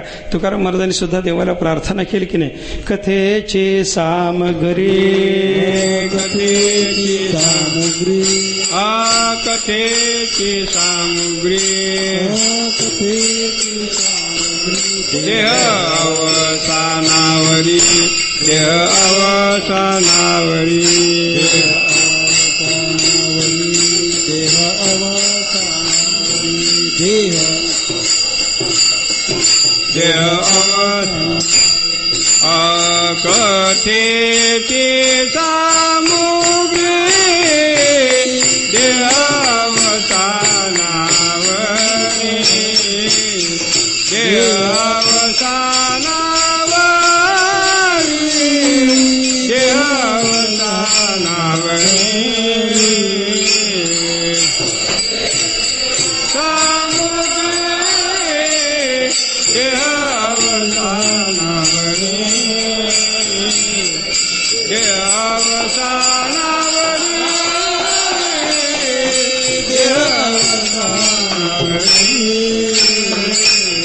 कथेची सामग्री देह अवसानावरी, नको जाऊ देवभंगा, गात्रे माझी पांडुरंगा. आपल्या अंगी असलेल्या बळाचा परमार्थामध्ये कथेकरता म्हणून जर आपण विनियोग करायला लागलो, कीर्तनात तल्लीन होऊन नाचाकरता म्हणून आपल्या शक्तीचा, तुका म्हणे अंगी शक्ती देई नाचे रंगी, असं कीर्तनामध्ये तल्लीन होऊन नाचण्याकरता कायिक बळाचा विनियोग जर माणसाने केला तर त्या कायिक बळानंही परमात्मा भेटण्याची शक्यता. पण कायिक बळानंच भेटतो असं नाही. कायिक बळ असलं ते परमार्थात लावलं तर परमात्मा भेटतो. वाचिक बळ परमात्मा भेटला असंही काही लोकांचं उदाहरण आपल्याला दाखवणं शक्य आहे. ज्ञानोबरायचंच उदाहरण लोक आपल्याला सांगतात. ज्ञानोबरायकडे वाचिक बळ आहे की नाही? माझा मराठाची बोल कौतुके परी अमृता तेही पैजा जिंके ऐसी अक्षरे रसिके मिळविन. मी मराठीच बोलणार आहे, पण माझ्या मराठीचे शब्दच असे असतील की अमृताच्या बरोबर सुद्धा माधुर्याच्या बाबतीमध्ये पैज जिंकू शकतील. अशी मधुर योजना मला महाराष्ट्र भाषेमध्ये करणं शक्य आहे असं ज्ञानेश्वर महाराज वर्णन करतात. आणि तशी शब्दयोजना त्यांची आहे याचा आपल्याला साक्षात्कार आहे. म्हणजे ज्ञानेश्वर महाराजांच्याकडे वाचिक बळ आहे, पण त्या वाचिक बळानंच ज्ञानेश्वर महाराजाला परमात्मा भेटला असं आपल्याला म्हणता येत नाही. परमात्मा भेटण्याकरता लागणारं वेगळं बळही त्यांनी संपादन केलं. हां, जसं कायिक बळ परमार्थाकरता वापरलं म्हणजे कायिक बळानं देव भेटतो, त्याप्रमाणे वाचिक बळ परमार्थाकरता वापरलं तर वाचिक बळानंही परमात्मा भेटणार आहे. बोलो ऐसे बोले जेणे बोले विठ्ठल डोले असं जर बोलायचा वाचिक बळाने प्रयत्न केला तर त्या वाचिक बळानं सुद्धा परमात्मा भेटण्याची शक्यता आहे. पण वाचिक बळानंच देव भेटतो असं नाही. कायिक बळ, वाचिक बळ, मानसिक बळ अशी वेगळ्या वेगळ्या पद्धतीची बळं व्यवहाराकरता जरी उपयोगाची असली तरी परमार्थाकरता या बळांचा उपयोग आहे असं आपल्याला म्हणता येत नाही. अजून वेगळ्या पद्धतीनं थोडंसं बळाचं चिंतन काही ठिकाणी केलेलं आपल्याला पाहायला सापडतं. एक कर्माचं बळ आहे, एक योगाचं बळ आहे, एक ज्ञानाचं बळ आहे आणि एक भक्तीचं बळ आहे. या 4 बळाचा विचार आपण गीतेच्या शब्दातून जर पाहायचा ठरवला तर कर्माचं बळ आहे की नाही?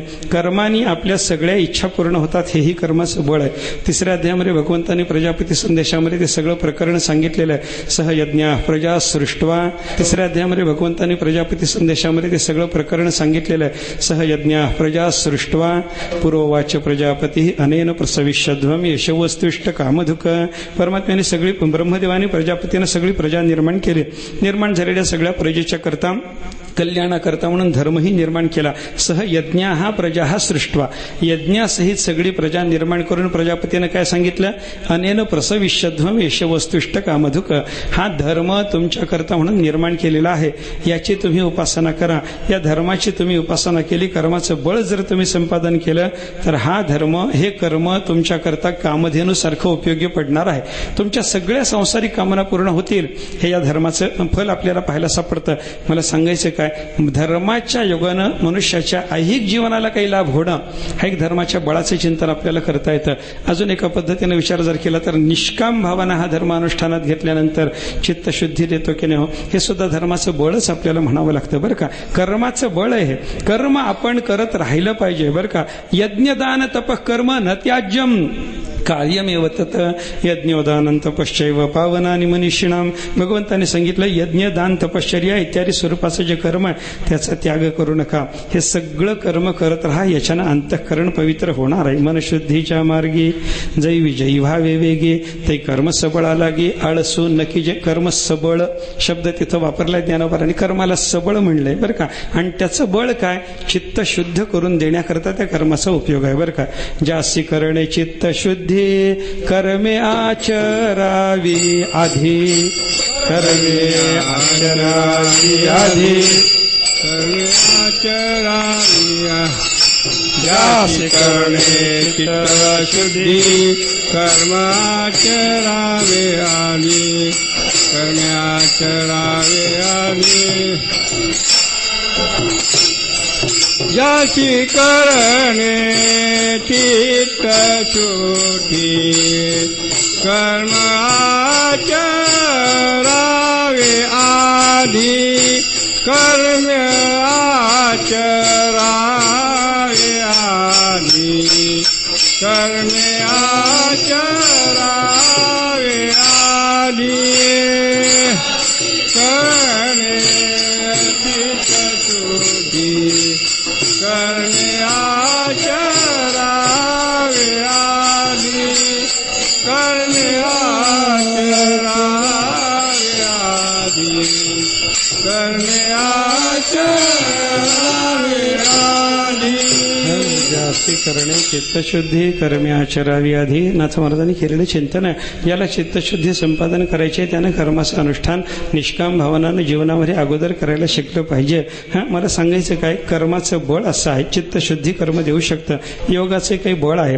आपल्याला गीतेतला शब्दप्रयोग भगवंत असा सांगतो, प्रयाण काले मनसा चलेन भक्त्या युक्तो योग बलेन चैव. योग बल संपन्नतेनं काहीतरी साधना चालू झाली, प्रयाण कालातली साधना असेल वगैरे वगैरे. तो विचार मला आता सांगायचं नाही, पण योग बळ आहे. एक योग बळ आहे, एक कर्म बळ आहे. ज्ञानाच्या बळाचा विचार जर आपण करायला लागलो तर ज्ञानातही काही ताकद आहे. 4थ्या अध्यायामध्ये भगवंतांनी वेगवेगळ्या पद्धतीनं ज्ञानाचं जे महत्व वर्णन केलेलं आहे, तिथं ज्ञानाचं सगळं बळ आपल्याला कळणं शक्य आहे बरं का. सर्वं कर्म अखिलम पार्थ ज्ञाने परिसमाप्यते.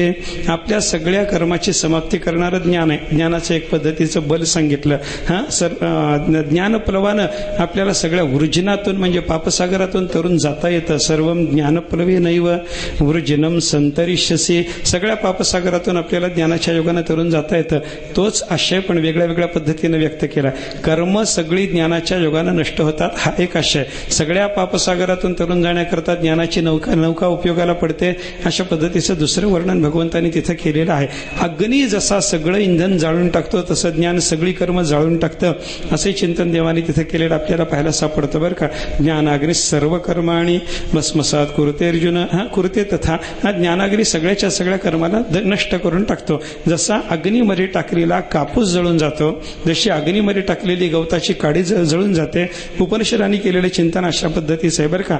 यथा ईशिका तुलम अग्नौ प्रोतम प्रदूयत एवमेवास्य सर्वे पापमानः प्रदूयन्ते. गवताची काडी अग्नीत टाकली जळून जाणार, कापूस टाकला अग्नीमध्ये जळून जाणार, तशी आपल्या ठिकाणी असणारी सगळीच्या सगळी कर्म ज्ञानानं जळून जाणार. ज्ञानानं कर्म समाप्ती सांगितली, ज्ञानातून ऊर्जन सागरातून तरुण जाणं सांगितलं, ज्ञानानं सगळी कर्म जळून जाणं सांगितलं, आणि ज्ञानानं सगळा उपाधीचा संबंध तुटून आपल्याला पवित्रता येते. म्हणून नहि ज्ञानेन सदृशम पवित्रमिह विद्यते. भगवंताने सांगितलं ज्ञानासारखं पवित्र दुसरं काहीही नाही. मला काय सांगायचं आहे, या 2-4 पद्धतीनं केलेलं ज्ञानाचं चिंतन जर आपण लक्षात घेतलं तर ज्ञानाचं बळ काय ते आपल्याला कळू शकतं. विठ्ठल विठ्ठल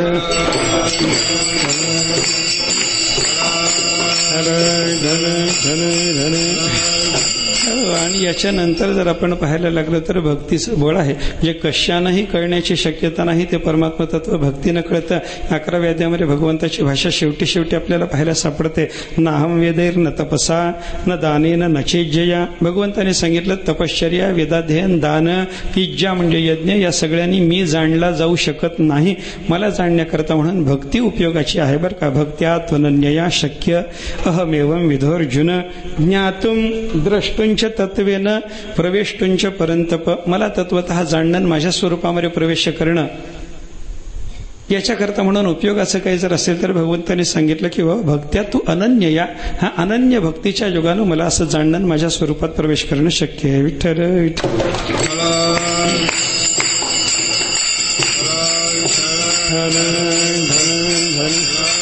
असं भक्तीचं एक बळ आपल्याकडे संतांनी सांगितलेलं पाहायला सापडतं बरं का. कर्माचं, योगाचं, ज्ञानाचं आणि शेवटचं सांगितलेलं भक्तीचं बळ आहे. या भक्तीची ताकद असं आहे, अशी आहे. आपल्याला ब्रह्मरसाचं सेवन करायकरता सुद्धा भक्ती उपयोगाची आहे की नाही हो. सेवो ब्रह्मरस आवडीने. आपल्याला आवडीनं ब्रह्मरसाचं सेवन करण्याकरता भक्ती उपयोगाची आहे. कशी काय, त्याच्यात त्या चरणामध्ये पूर्वार्धात काय सांगितलंय, लावणी मृदंग श्रुती टाळ घोष सेवो ब्रह्मरस आवडीने. हा मृदंग लावायचा, श्रुती म्हणजे वीणा लावून घ्यायची, टाळघोष करायचा, आणि ही सगळी भक्तीची साधनं घेऊन परमात्म्याच्या नामसंकीर्तनाच्या रूपाची भक्ती करत करत समास्वादन कशाचं करायचं आहे तर सेवो ब्रह्मरस आवडीने. ब्रह्मरसाचं समास्वादन करणं म्हणजे भक्ती आपल्याला ब्रह्मरसाचं समास्वादन घडवू शकते. हे भक्तीचं बळ आहे. विठ्ठल विठ्ठल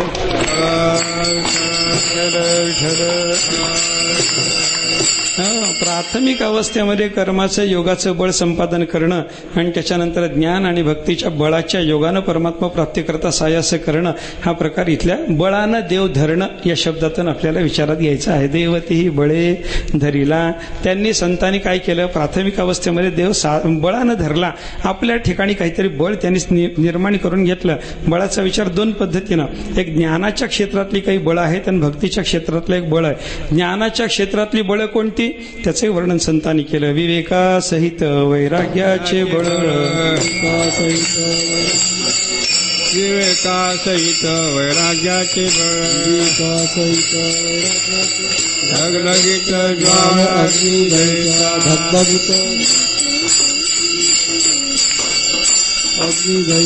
विवेकासहित वैराग्याचे बळ, ढगढगीत ज्वाळ अग्निदयचा धगधगीत ज्वाळाग्नी जैसा विवेकासहित वैराग्याचे बळ धगधगीत ज्वाळाग्नी जैसा धगधगीत ज्वाळाग्नी जैसा ज्ञानाच्या क्षेत्रामध्ये असणारी ही बळं आहेत. विवेकासहित वैराग्याचे बळ, दगदगीत ज्वाळाग्नी जैसा. अशा पद्धतीचं बळ, विवेकाचं बळ, वैराग्याचं बळ, शमारिषट संपत्तीचं बळ, मुमुक्षतेचं बळ, श्रवणाचं बळ, ही सगळी बळं ज्ञानाच्या क्षेत्रातली आपल्याला पाहायला सापडतात. आणि याच्याशिवाय भक्तीच्या क्षेत्रातले काही बळ आहे. भक्तीच्या क्षेत्रातलं बळ कोणतं? मोठे भावार्थाचे बळ. भाव बळ सगळ्यात मोठं आहे. अशा पद्धतीचं चिंतन संतांनी सगळे केलेले बरं का. भाव बळे आकळे येरविना कळे करतयावळे करतयावळे तुसारी कळे करतयावळे तुसारी बाबळ्या कळे रविना कळे करतयावळे तैसारी करतयावळे तैसारी बळा कळे रविना कळे करतयावळे तैसारी करतयावळे तैसारी भाव बळे आकळे येरवी नाकळे करतळ्यावळे तैसा हरी. भाव बळानं हा परमात्मा आकळतो. आकळतो म्हणजे स्वाधीन होतो, आणि आकळतो शब्दाचा अर्थ आकलन होतो. अशा पद्धतीने करता येतं बरं का आपल्याला. परमात्मा आकलन होणं, परमात्मा आकळणं. आकलन होणं म्हणजे त्याचं ज्ञान होणं, आकळणं म्हणजे ताब्यात येणं. हे दोन्ही कशानं होणार आहे? भाव बळे आकळे. भावबळ जर असेल तर परमात्म्याला आकळता येतं, आकलन करता येतं. ये रवी नाकळे. इतर कोणतंही बळ असून भावबळ जर नसेल तर त्याला परमात्म्याला आकळता येत नाही, असं ज्ञानोबाराय चिंतन सांगतात. हे भावबळ ज्ञान हे भक्तीच्या क्षेत्रातलं आहे, आणि विवेकासहित वैराग्याचं बळ म्हणून सांगितलेलं जे बळ आहे ते ज्ञानाच्या क्षेत्रातलं बळ आहे. अशी सगळी बळं आम्ही संपादन केली, आणि बळाने देव धरला. देवतीही बळे धरिला. त्या संतांनी देव बळानं धरला, आणि बळानं नुसता धरला नाही, त्याच्या बळाच्या योगानं पुढे मग त्यांनी सायास केले. सायास केले हे कोणते सायास आहे? ज्ञानाच्या क्षेत्रातला विचार जर आपण केला तर श्रवणाधिकाचे सायास आहेत, आणि भक्तीच्या क्षेत्रातला जर आपण सायास पाहायला लागलो तर नवविधा भक्तीचे सायास आहेत. विठ्ठल विठ्ठल.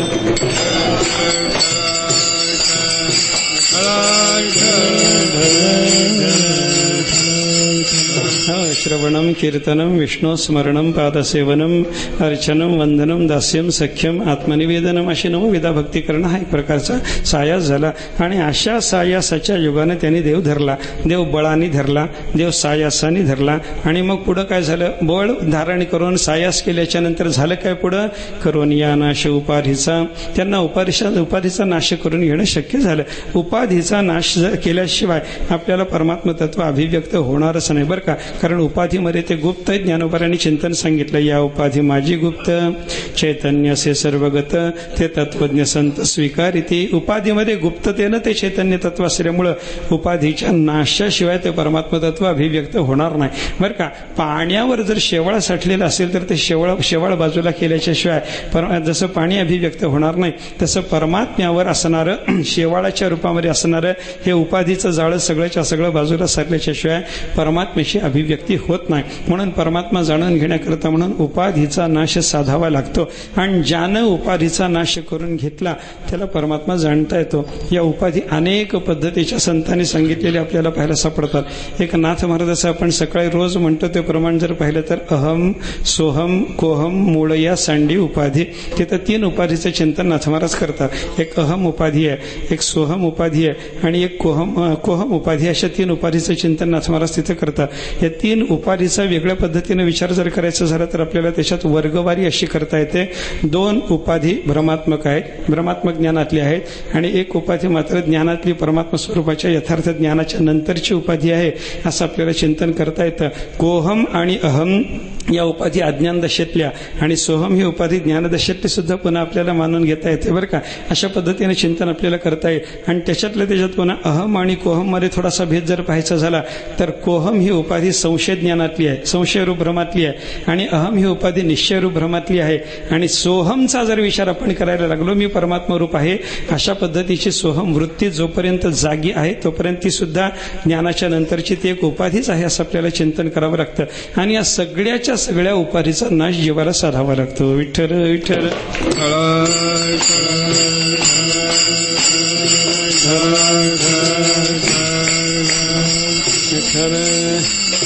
धातूचा जनाचा धिक्कार करणं पहिलं, बल संपन्न होणं दुसरं, सायास करणं तिसरं, उपाधीचा नाश करून घेणं चौथं. एवढं झालं की स्वये जनार्दन त्याची झाले ही अवस्था आपल्याला प्राप्त होते. पण ही स्वये जनार्दन अवस्था प्राप्त करून घेण्याकरता ही जी साधना सांगितली ना, या साधनेमध्ये दुसऱ्या चरणात तुकाराम महाराजांनी काय सांगितलंय, पूर्व पक्षी धातू धिक्कारिले जन, धातू जनाचा धिक्कार केला. हे पूर्व पक्षी शब्दाचा आपण पहिल्यांदा असा अर्थ करून पाहिलं. पहिल्यांदा धातू आणि जनाचा धिक्कार केला. आता पूर्व पक्षी शब्दाचा पूर्व पक्षी असाच अर्थ ठेवून पूर्व आणि उत्तर पक्षाशी जे आपल्याला अधिकरणामध्ये दोन पक्ष पाहायला सापडतात ना, एक पूर्व पक्षी असतो. सिद्धांताचा जेव्हा विचार सुरू होतो ना तेव्हा त्या सिद्धांताच्या विचाराच्या करता एक पूर्व पक्ष असतो आणि एक उत्तर पक्ष असतो. त्या पूर्व पक्षीचा सुद्धा तुकाराम महाराज म्हणतात त्या साधकाला, त्या महात्म्याला जनार्दन रूपता प्राप्त करून घेताना धिक्कार करावा लागतो. कोणत्या पूर्व पक्षाचा धिक्कार करून यांनी जनार्दन रूपता प्राप्त करून घेतली हे अभंगातल्या शब्दातूनच आपल्याला पाहायचं आहे. एकदा प्रेमाने भजन करा. विठोबा रखमाई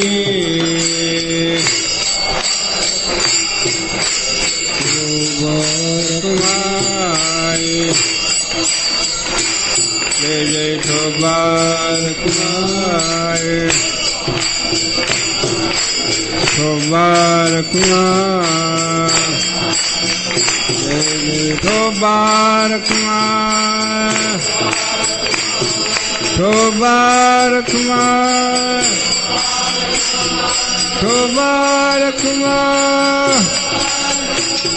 विठोबा रखमाई,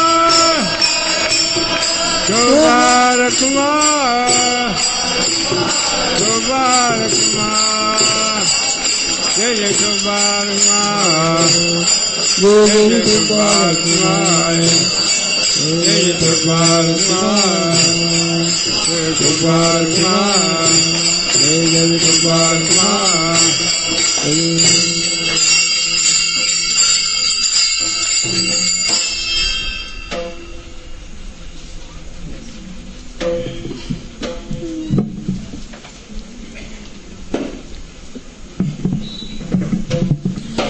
देवती बाळे धरिला सायासे,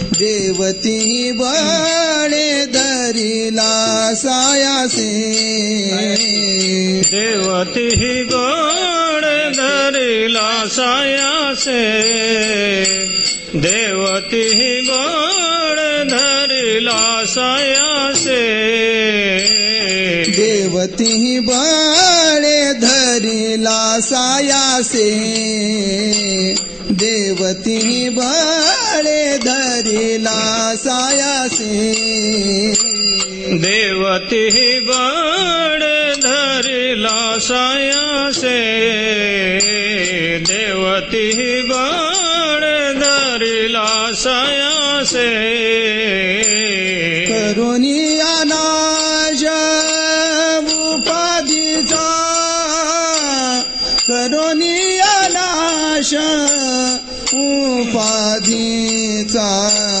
पूर्व पक्षी धातू धिक्कारिले जन, पूर्व पक्षी धातू धिक्कारिले जन, करुणिया नाश उपाधीचा, करुणिया नाश उपाधीचा, पूर्व पक्षी तू धिक्कारिले जना, पूर्व पक्षी धातू धिक्कारिले जना, देवती बाळे धरिला सायासे, देवती बाळे धरिला सायासे देवती गळ धरिला सायासे देवती गळ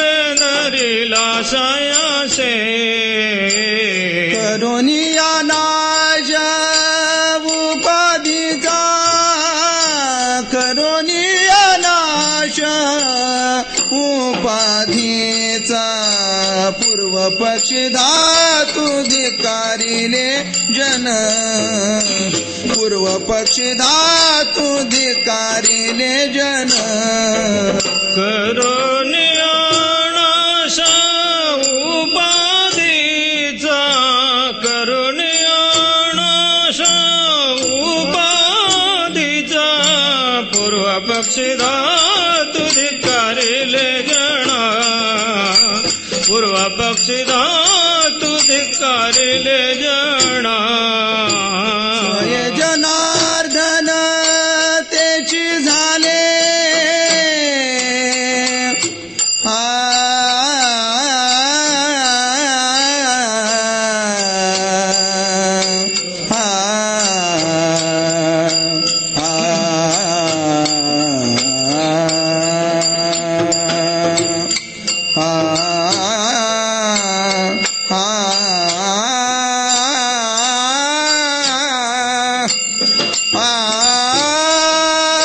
तेची झाले स्वय जनार्दन स्वय जनार्दन तेची झाले स्वय जनार्दन तेची झाले पूर्व पक्षी धातू धिकारिले जन पूर्व पक्षी धातू धिकारिले जन स्वये जनार्दन तिची झाले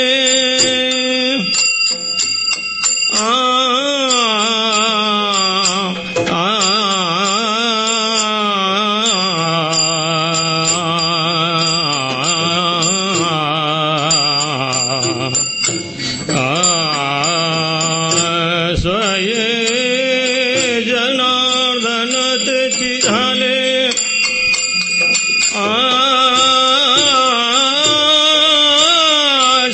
स्वये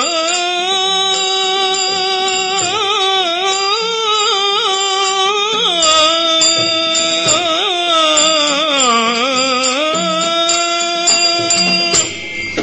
स्वये जनार्दन तेची झाले स्वय जनार्दन तेची झाले पूर्व पक्षी धातू धिकारिले जन पूर्व पक्षी धातू धिकारिले जन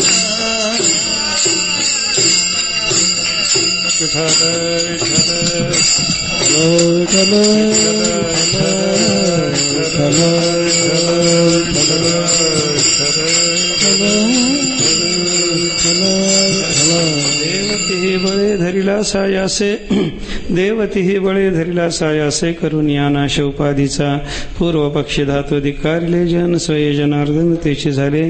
संत शिरोमणी जगद्गुरु तुकाराम महाराज या अभंगातून जनार्दन रूपता साधने कशी प्राप्त करून घेतली त्याच्याबद्दलच्या साधनेचा विचार सांगतात. स्वये जनार्दन तेची झाले ही त्यांना प्राप्त झालेली अवस्था आहे. पण ही अवस्था प्राप्त करून घेण्याकरता त्यांनी पूर्व पक्षात धातूचा जनाचा अधिकार केला, पुढे बलसंपन्न झाले, पुढे सायास केले, त्याच्यानं उपाधीचा नाश साधला, जनार्दन रूपता त्यांच्या ठिकाणी अभिव्यक्त झाली. असं चिंतन तुकाराम महाराजांनी या ठिकाणी केलेलं आहे. आपण आतापर्यंत पूर्व पक्ष शब्दाचा प्रारंभिक अवस्थेमध्ये असा अर्थ घेऊन थोडंसं चिंतन केलं. आता पूर्व पक्ष शब्दाचा अर्थ आपल्याला बदलायचा आहे. पूर्व पक्ष म्हणजे काय? सिद्धांताची चर्चा होताना जे पूर्वोत्तर पक्ष होतात त्या अर्थानं पूर्व पक्ष घेऊन इथं आपल्याला थोडंसं चिंतन करायचं आहे. पक्ष म्हणजे काय? सिद्धांताची चर्चा करत असताना त्या सिद्धांताला अनुकूल तरी मत मांडणं किंवा विरोधी तरी मत मांडणं, याला पक्ष अशा पद्धतीचा शब्द वापरलेला आपल्याला पाहायला सापडतो बरं का. पक्ष शब्दाचं लक्षणच शास्त्रकारांनी असं केलेलं आहे की बाबा प्रतिज्ञा दोष निर्मुक्तम साध्यम सत्कारणान्वितम. बरं का, अशा पद्धतीनं साध्याची मांडणी एका वाक्यातून केली पाहिजे. एक प्रतिज्ञा वाक्य मांडा, त्या प्रतिज्ञा वाक्यामध्ये कोणत्याही प्रकारचा प्रतिज्ञा वाक्यात येणारा दोष नसावा असं ते वाक्य मांडा, आणि त्या वाक्यामध्ये असं आपलं मत मांडा, त्या आपल्या मताच्या पुष्टीकरता म्हणून चांगलं कारण द्या. सत्कारणान्वितम साध्यम, ते साध्य तुमचं सत्कारणाने सिद्ध होईल अशा पद्धतीनं तिथं मांडा. अजून कसं मांडायचं, निश्चितम, ते निश्चयानं मांडता आलं पाहिजे. आणि लोकसिद्धंच, जगामध्ये प्रसिद्ध असलेल्या एखाद्या दृष्टांतानं ते आपल्याला मांडता आलं पाहिजे. म्हणजे काय, पक्षम पक्षविदो विदो, त्याला पक्ष असं म्हणायचं आहे. पक्षाचं लक्षण अशा पद्धतीचं केलेलं आपल्याला पाहायला सापडतं. पक्ष म्हणजे काय, अशा पद्धतीनं असं आपलं मत मांडा, त्याच्यामध्ये आपल्याला काय साधायचं ते व्यवस्थित रीतीनं साधलं गेलं पाहिजे, त्याला योग्य कारण दिलं गेलं पाहिजे, त्याच्याबद्दल आपलं मत निश्चित असलं पाहिजे, आणि लोकप्रसिद्ध अशा दृष्टांताच्या योजनेनं आपल्याला ते मत आपलं मांडता आलं पाहिजे. याला पक्ष म्हणतात. काय मांडायचं ते मांडा. तुम्हाला भेद मांडायचा असला भेद मांडा, तुम्हाला अभेद मांडायचा असला अभेद मांडा, पण योग्य पद्धतीनं मांडा. मांडायची पद्धती अशी असली पाहिजे, तुम्ही जे मांडता त्या वाक्यामध्ये कोणत्या प्रकारचा दोष नसला पाहिजे. तुम्ही मांडलेल्या वाक्यातून तुम्हाला नक्की काय म्हणायचंय असा जर संशय माणसाला यायला लागला तर तुमची प्रतिज्ञा बरोबर झाली नाही बरं का. तुम्ही मांडलेल्या वाक्यामध्ये समजा एखाद्या भेदवाद्यानं वाक्य मांडलं जे महावाक्य भेदबोधक आहेत. आता महावाक्य भेदबोधक आहेत असं म्हटल्याच्या नंतर कोणातला भेद महावाक्याने सांगितला, नवरा बायकोतला भेद सांगितला का, बाप लेकातला भेद सांगितला का, जीव ईश्वरात काही बोध झाला का? हो, नुसती महावाक्य भेदबोधक आहेत म्हणण्यानं काही बोध होत नाही. म्हणून ती प्रतिज्ञा महावाक्य भेदबोधक आहेत अशी साधी जर प्रतिज्ञा केली तर त्या प्रतिज्ञेमध्ये दोष आला. मग महावाक्य जीवेश्वरातल्या भेदाचं बोधन करणारी आहेत अशी जर त्यानं प्रतिज्ञा केली तर ती प्रतिज्ञा निर्दोष झाली. प्रतिज्ञेत दोष नसावा. प्रतिज्ञे जे साधायचं आहे त्याला सत्कारणं त्यानं दिलेली असावीत. त्या प्रतिज्ञेत सांगितलेल्या अर्थाच्या बद्दल त्याचा निश्चय असावा, आणि त्या निश्चित अर्थाला योग्य अशा पद्धतीचा लोकप्रसिद्ध दृष्टांत त्याला देता यावा. तर ती अशी जी सगळी झालेली मांडणी आहे तिला पक्ष म्हणतात. विठ्ठल विठ्ठल.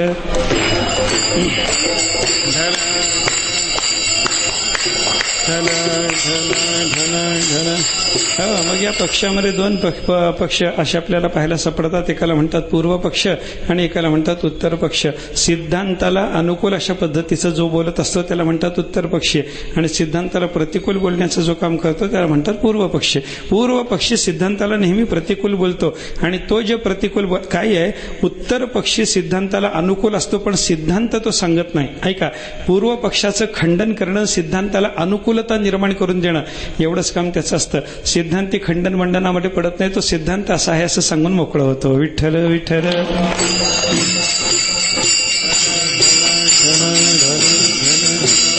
पण सिद्धांतापर्यंत जाऊन पोहोचाय करता अगोदर प्रतिज्ञा वाक्य पाहिजे, त्याच्याविषयी संशय निर्माण झाला पाहिजे, त्याच्याबद्दल एक पूर्व पक्षाला पाहिजे, एक उत्तर पक्षाला पाहिजे, मग सिद्धांतापर्यंत जाऊन पोहोचता येतं. तसं स्वये जनार्दनतेची झाले या सिद्धांतापर्यंत जाऊन पोहोचताना तुकाराम महाराजांच्या समोर आलेले जे काही पूर्व पक्षी आहेत, महाराजांनी सांगितलं महात्म्यांना या सगळ्या पूर्व पक्षींचा धिक्कार करावा लागला. पूर्व पक्षी धातू धिक्कारिले जन, या सगळ्याचा धिक्कार करताना पूर्व पक्षी धिक्कारिले म्हणले महाराजांनी. हे पूर्व पक्षी धिक्कारिले हे पूर्व पक्षी कोण कोण आहेत याचा विचार जर आपण केला तर महाराजांच्या या अभंगातल्या शब्द रचनेवरून आपल्याला 3 पूर्व पक्षीची कल्पना करायचा विचार जर आपण केला तर महाराजांच्या या अभंगातल्या शब्द रचनेवरून आपल्याला 3 पूर्व पक्षीची कल्पना करता येते. एक पूर्व पक्षी महाराजांनी इथं परमात्मा प्राप्तीचा सांगितलेला जो मार्ग आहे त्या मार्गाच्या बद्दल पूर्व पक्ष करणार आहे. दुसरा पूर्व पक्षी साधनाबद्दल पूर्व पक्ष करणार आहे, आणि तिसरा पूर्व पक्षी साध्याच्या बद्दल पूर्व पक्ष करणार आहे. असे 3 पूर्व पक्ष आपल्याला पाहायला सापडतात बरं का. मार्गाच्या बद्दलच पूर्व पक्ष पहिल्यांदा सुरू होतो. याने मार्ग कोणता धरलाय? देव धरायचा मार्ग. देवतेही बळे धरिला, देव धरण्याचा मार्ग. आणि देव धरण्याच्या मार्गाबद्दलच पूर्व पक्ष करणारे नास्तिक लोक जर असतील, कोणी देवाला नाकारणारा एखादा जर मनुष्य असला, तो म्हणतो कशाला देव धरता, देव धराय करता साधना कशाला करता, देव नावाचा पदार्थ असेल तर मग देवाला धरायचा विचार ना, असं जर पूर्व पक्षी म्हणायला लागला तर त्या पूर्व पक्षीचं खंडन केल्याशिवाय, ऐका, त्या पूर्व पक्षीचा धिक्कार केल्याच्या शिवाय स्वये जनार्दन तेची झाले अशा पद्धतीनं देवाला धरणं जमणार आहे का? विठ्ठल विठ्ठल.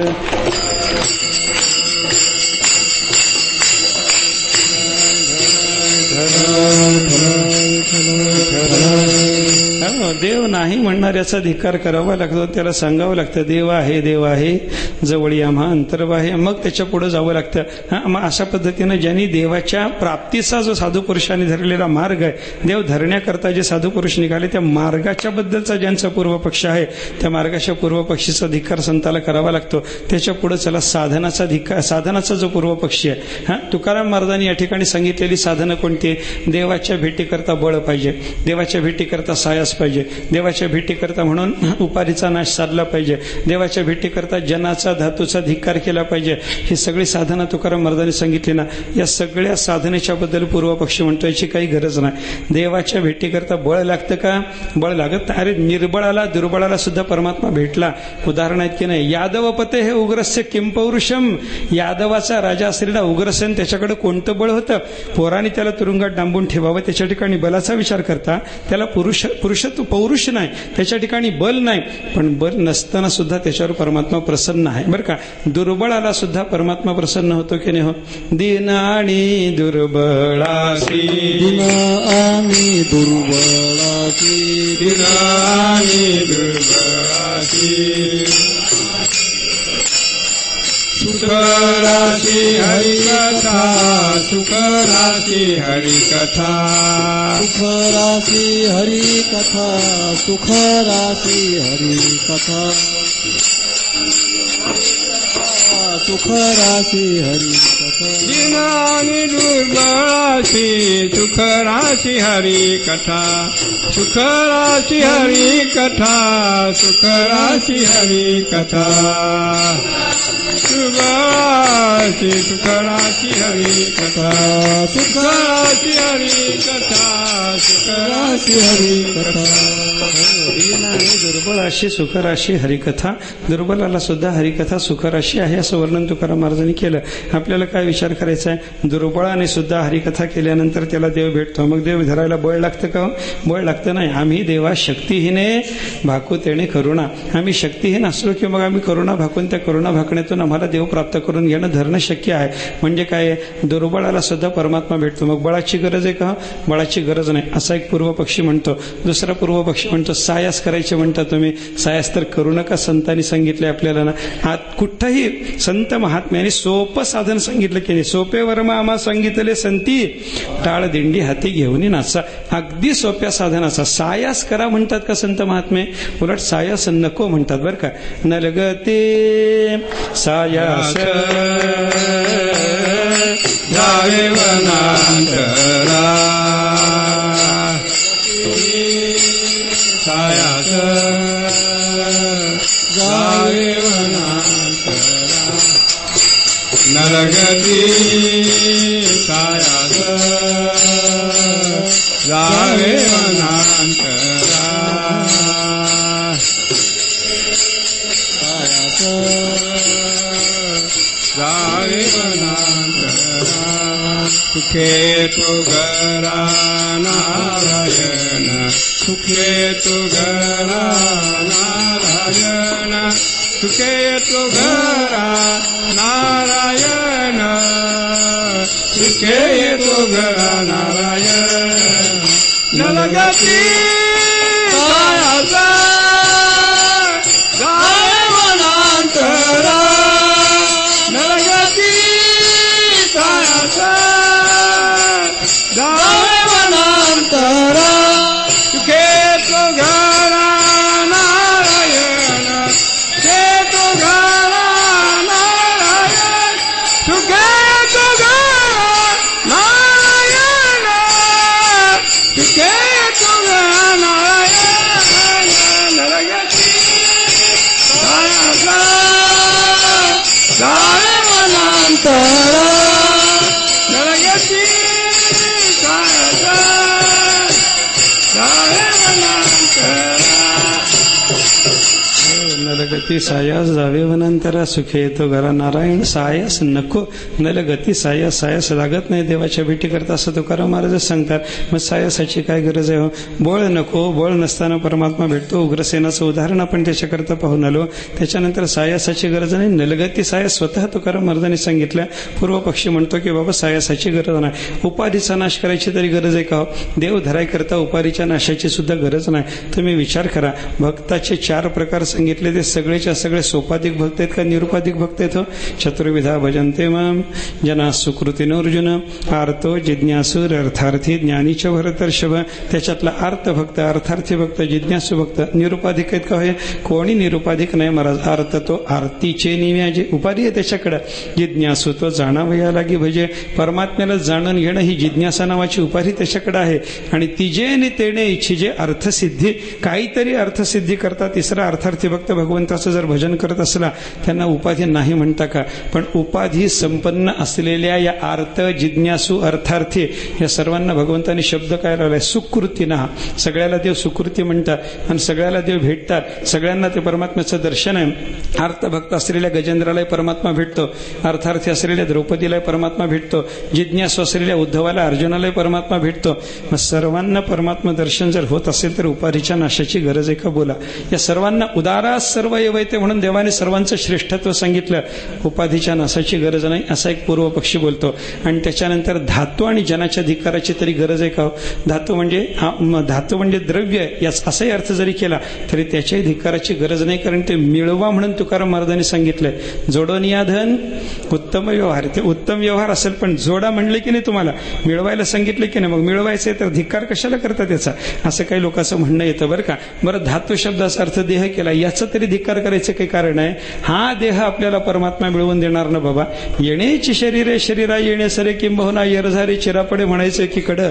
नरदेह निधान लागले हाती उत्तम सार उत्तम गती देवची होईन म्हणती ते होती तरी का चित्तीनं धरावी म्हणायचं एकीकडं. धिक्कार करायचा धातूच्या धिक्काराचा, शरीराच्या धिक्काराचं काही कारण नाही बाबा.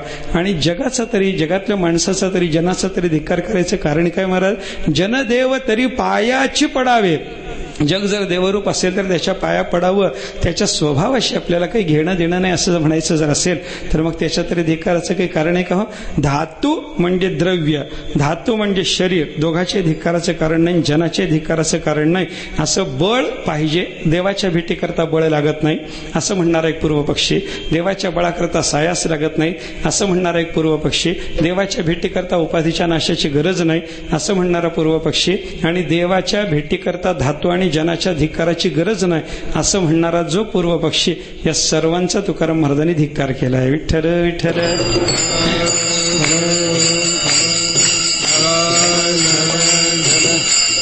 संतांना परमात्मा रूपता प्राप्त करून घेत असताना साधनाच्या बाबतीतले हे जे सगळे आतापर्यंत पाहिलेले पूर्व पक्षी आहेत यांच्या धिक्काराची गरज पडली. परमात्म्याच्या भेटीकरता बळ लागत नाही, दिनांनी दुर्बळाशी प्रमाणं वगैरे देऊन त्याने विचार जरी सांगितलेला असला तरी उत्तर पक्ष करत असताना त्यांचा धिक्कार करताना म्हणावं लागतं देवाच्या भेटीला बळ पाहिजे.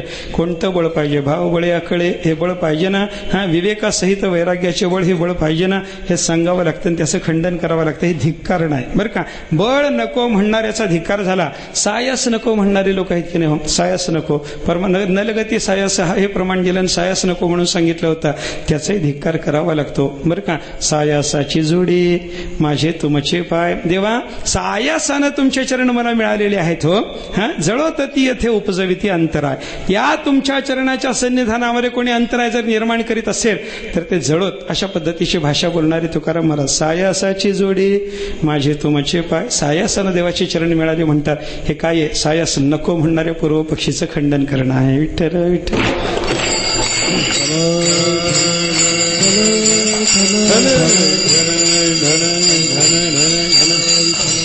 त्याच्यानंतर उपाधीचा नाश करायची गरज नाही असं म्हणणाऱ्या पूर्व पक्षीला सांगावं लागतं देवाने सगळ्यांना उदार म्हणले पण सर्वांना देव आपला आत्मा म्हणतो का हे विचारात घ्या ना. ज्यांनी सोपाधिकता ठेवलेली आहे त्या अर्थाने उपाधीचा नाश केलेला नसताना त्याला उदार म्हणतो, सुकृती म्हणतो.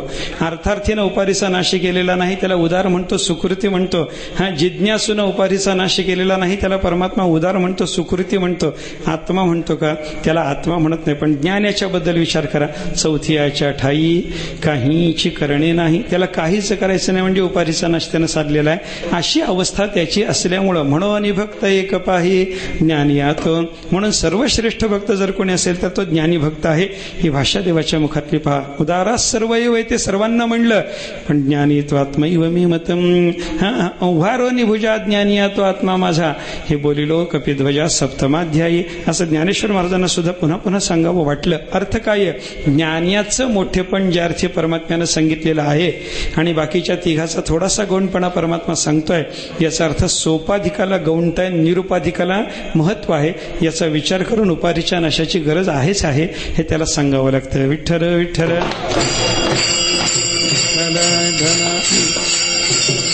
आता धातू आणि जनाच्या धिक्काराची गरज नाही म्हणणारे लोकही आहेत. धातूचा धिक्कार, द्रव्याचा धिक्कार करायचं कारण नाही, जोडून घ्या म्हणले तुम्हाला धन तुकाराम महाराजांनी, म्हणून त्याचा धिक्कार करू नका असं जरी सांगितलेलं असलं तरी त्या द्रव्याचा मनुष्याला निर्माण होणारा मोह हा बाधक असल्यामुळे त्याला धनाचा धिक्कार करून सांगावं लागतं. बाबा तुका म्हणे धन भाग्य अशाश्वत जाण, हे धन सगळं धनरूपी जे भाग्य आहे ते अशाश्वत स्वरूपाचे. धनाचा धिक्कार करणं झालं. देहाचा धिक्कार केला की नाही? अनेक ठिकाणी देहाचा धिक्कार संतांनी केला. कशा करता केला? येण्याचे शरीर आहे सगळं खरंय बाबा, या देहानंच परमात्मा भेटतो हे जरी खरं असलं तरी या देहाचं तादात्म्य धरून बसण्यामध्ये हा देह तुम्हाला बुडवणार आहे हे सांगावं लागतं बरं का. देहाचं तादात्म्य धरणं उपयोगाचं नाही. या देहाचं तादात्म्य धरून भवसागरातून तरुण जाणारा मनुष्य, भवसागरातून तरुण जाण्याची इच्छा करणारा मनुष्य देहाचं जर तादात्म्य धरत असला तर जगद्गुरु शंकराचार्य सांगतात की बाबा ग्राहम दारू धिया धृत्वा नदीम तरतुम स इच्छते. नदीतून तरुण जाण्याची एका माणसाला इच्छा झाली, पण नदीतून तरुण जाताना त्याला पलीकडे जायला काही आधार मिळेना, पोहता नीट येईना. अशा अवस्थेमध्ये काही आधार मिळतो का, एखादं लाकूड वगैरे येतं का, असा विचार माणूस करत बसला होता. आणि त्या माणसाच्या जवळ एक लाकूड त्याला दिसलं म्हणून त्यानं त्याला धरलं. ते लाकूड नव्हतं तर मगर होता. आता मगराला लाकूड म्हणून धरणाऱ्या माणसाला नदीतून तरुण जाता येईल का? जाता येत नाही. तसं संसार सागरातून तरुण जाताना आपल्याला तरुण जायला एखादा लाकडाचा आधार मिळतो का, हे जेव्हा माणूस पाहतो तेव्हा मनुष्याचा देह हा मगर जवळ आला म्हणे. आणि या मगराला त्यानं ग्राहम दारुधिया धृत्वा, लाकूड म्हणून मगरीला धरणाऱ्या माणसाला जसं नदीतून तरुण जाता येत नाही तसं मनुष्य देहाला पलीकडे संसार सागराच्या जाताना तादात्म्यानं धरून बसलं त्याला भवसागराच्या पलीकडे जाता येत नाही. म्हणून देहाचा धिक्कार करणं आवश्यक आहे. देहाचा धिक्कार संतांनी याच्याकरता केला. शरीर दुःखाचे कोठार, शरीर रोगाचे भांडार, शरीर दुर्गंधीची धार, नाही अपवित्र शरीराचे हा धिक्कार आहे. कशा करता? देहाचा धिक्कार केल्याच्या शिवाय आपल्याला देहाचं तादात्म्य सुटत नाही, म्हणून देहाचा धिक्कार करावा लागला. जनाचा धिक्कार कशा करता? जनाला तर पाया पडायला सांगितले, देवरूप आहे त्यांच्या स्वभावाशी का चाड नाही असं वर्णन तुकाराम महाराजांनी केलं. मग धिक्कार कशा करता करता त्याचे उत्तर संतांनी दिले. जन हे सुखाचे दिले आगे तलाचे, अंत हे काळीचे नाही कोणी, म्हणून त्यांचा धिक्कार करावा लागतो. अंत काळात हे जन मदतीला येत नाहीत हे आपल्याला लक्षात येण्याकरता जनाच्या धिक्काराची गरज आहे. म्हणजे काय आहे, जे जे साधन तुकाराम महाराजांनी सांगितलं होतं, देव धरण्याकरता बल हे साधन आहे, देव धरण्याकरता सायास हे साधन आहे, देव धरण्याकरता उपाधी नाश हे साधन आहे, देव धरण्याकरता धातू आणि जनाचा धिक्कार करणं हे साधन आहे. पण याच्याबद्दल पूर्वपक्षीने या साधनाच्या बद्दल पूर्वपक्ष करताना सांगितलं याची काही गरज नाही. आणि असं म्हणणारे साधनाच्या बद्दलचे जे पूर्वपक्षी तुकाराम महाराजासारख्या साधू पुरुषाला जनार्दन रूपता प्राप्त करून घेताना या सगळ्या पूर्वपक्षीचा धिक्कार करावा लागतो. विठ्ठल विठ्ठल. शेवटचा पूर्वपक्षी आहे सिद्धांताच्या बाबतीतला. सिद्धांत काय आहे? स्वय जनार्दन त्याची झाले, जनार्दन रूपता साधूला प्राप्त झाले. जनार्दन रूपता म्हणजे जीव ब्रह्माचं ऐक्य. आता जीव ब्रह्माचं ऐक्य मानणाऱ्या लोकांच्या बद्दल सुद्धा पूर्वपक्ष येतोच की नाही. पुन्हा तिथं पूर्वपक्षी द्वैती पूर्वपक्षी म्हणून उभा राहतो. तो म्हणतो जीव आणि ब्रह्मामध्ये एकरूपता नाही. हो, जीव आणि ब्रह्मामध्ये एकरूपता नाही कशावरून म्हणायचं? तो म्हणतो परस्पर विरुद्ध धर्माला आश्रय असलेले हे दोघ जण आहेत. एकाला सर्वज्ञता, एकाला अल्पज्ञता, एकाला सर्वशक्तिता, एकाला अल्पशक्तिता. दोघांमध्ये एकरूपता मानायची कशी बाबा? मानता येत नाही. दोघं वेगळे वेगळे आहेत असं म्हणणाऱ्या पूर्वपक्षीला स्वय जनार्दन त्याचे झाले हे सांगताना त्याचाही धिक्कार करण्याची गरज आहे. त्यालाही सांगावं लागतं की बाबा तू जरी म्हणत असलास तरी परंतु यांच्या ठिकाणी परस्पर विरुद्ध धर्माश्रयता जी तुला दिसते आहे ही सोपाधिक रूपात आहे. निरुपाधिक रूपामध्ये परस्पर विरुद्ध धर्माश्रयता नाही याचा विचार तुला केला पाहिजे. जीव रूपानं तर त्याच्याकडे पाहायला लागलास की त्याच्या ठिकाणी अल्पज्ञता अल्पशक्तीता आहे. ईश्वर म्हणून त्याच्याकडे मायोपाधिकतेनं पाहायला लागलास की मग त्याच्या ठिकाणी सर्वज्ञता आणि सर्वशक्तीता आहे. त्यांची सोपाधिकता बाजूला सार. माया नावाचा उपाधी भाग ईश्वराच्याकडेच आहे, तो बाजूला कर, आणि जीवाच्याकडे असलेला अविद्या नावाचा उपाधी भाग बाजूला कर. दोघांमध्ये अनुस्यूत असलेलं जे चैतन्य आहे, जो अविरुद्ध भाग आहे, त्याच्यामध्ये एकरूपता तुला लक्षात घेता येईल की नाही बघ. आणि असं सांगितल्याच्या नंतर मग त्याला त्याचं खंडन करून हे सिद्ध करून देता येतं की महात्म्याला जनार्दन रूपता प्राप्त होते. असं पूर्व पक्षी एक मार्गाच्या बद्दलचं आहे, एक साधनाच्या बद्दलचं आहे आणि एक साध्याच्या बद्दलचं आहे. या सर्वच पूर्व पक्षीचा धिक्कार केला की मग स्वय जनार्दन तेची झाली. ही अवस्था महात्म्याला प्राप्त करून घेता येते. आपल्यालाही ही अवस्था जर मिळवायची असली तर त्याच्याकरता ही सगळी साधना केली पाहिजे. पहिल्या 1.5 चरणामध्ये तुकाराम महाराजांनी सांगितलेली साधना करावी, जनार्दन रूपता प्राप्त करून घ्यावी. पण हे प्राप्त करून घेण्याकरता ही साधना करताना तातड करून चालत नाही, असं महाराज शेवटच्या चरणातून सांगतात. तुका म्हणे अशी नचले तातडी, यासी नचले तातडी, तुका म्हणे अशी नचले तातडी, यासी नचले तातडी, अनुभवे गोडी येईल का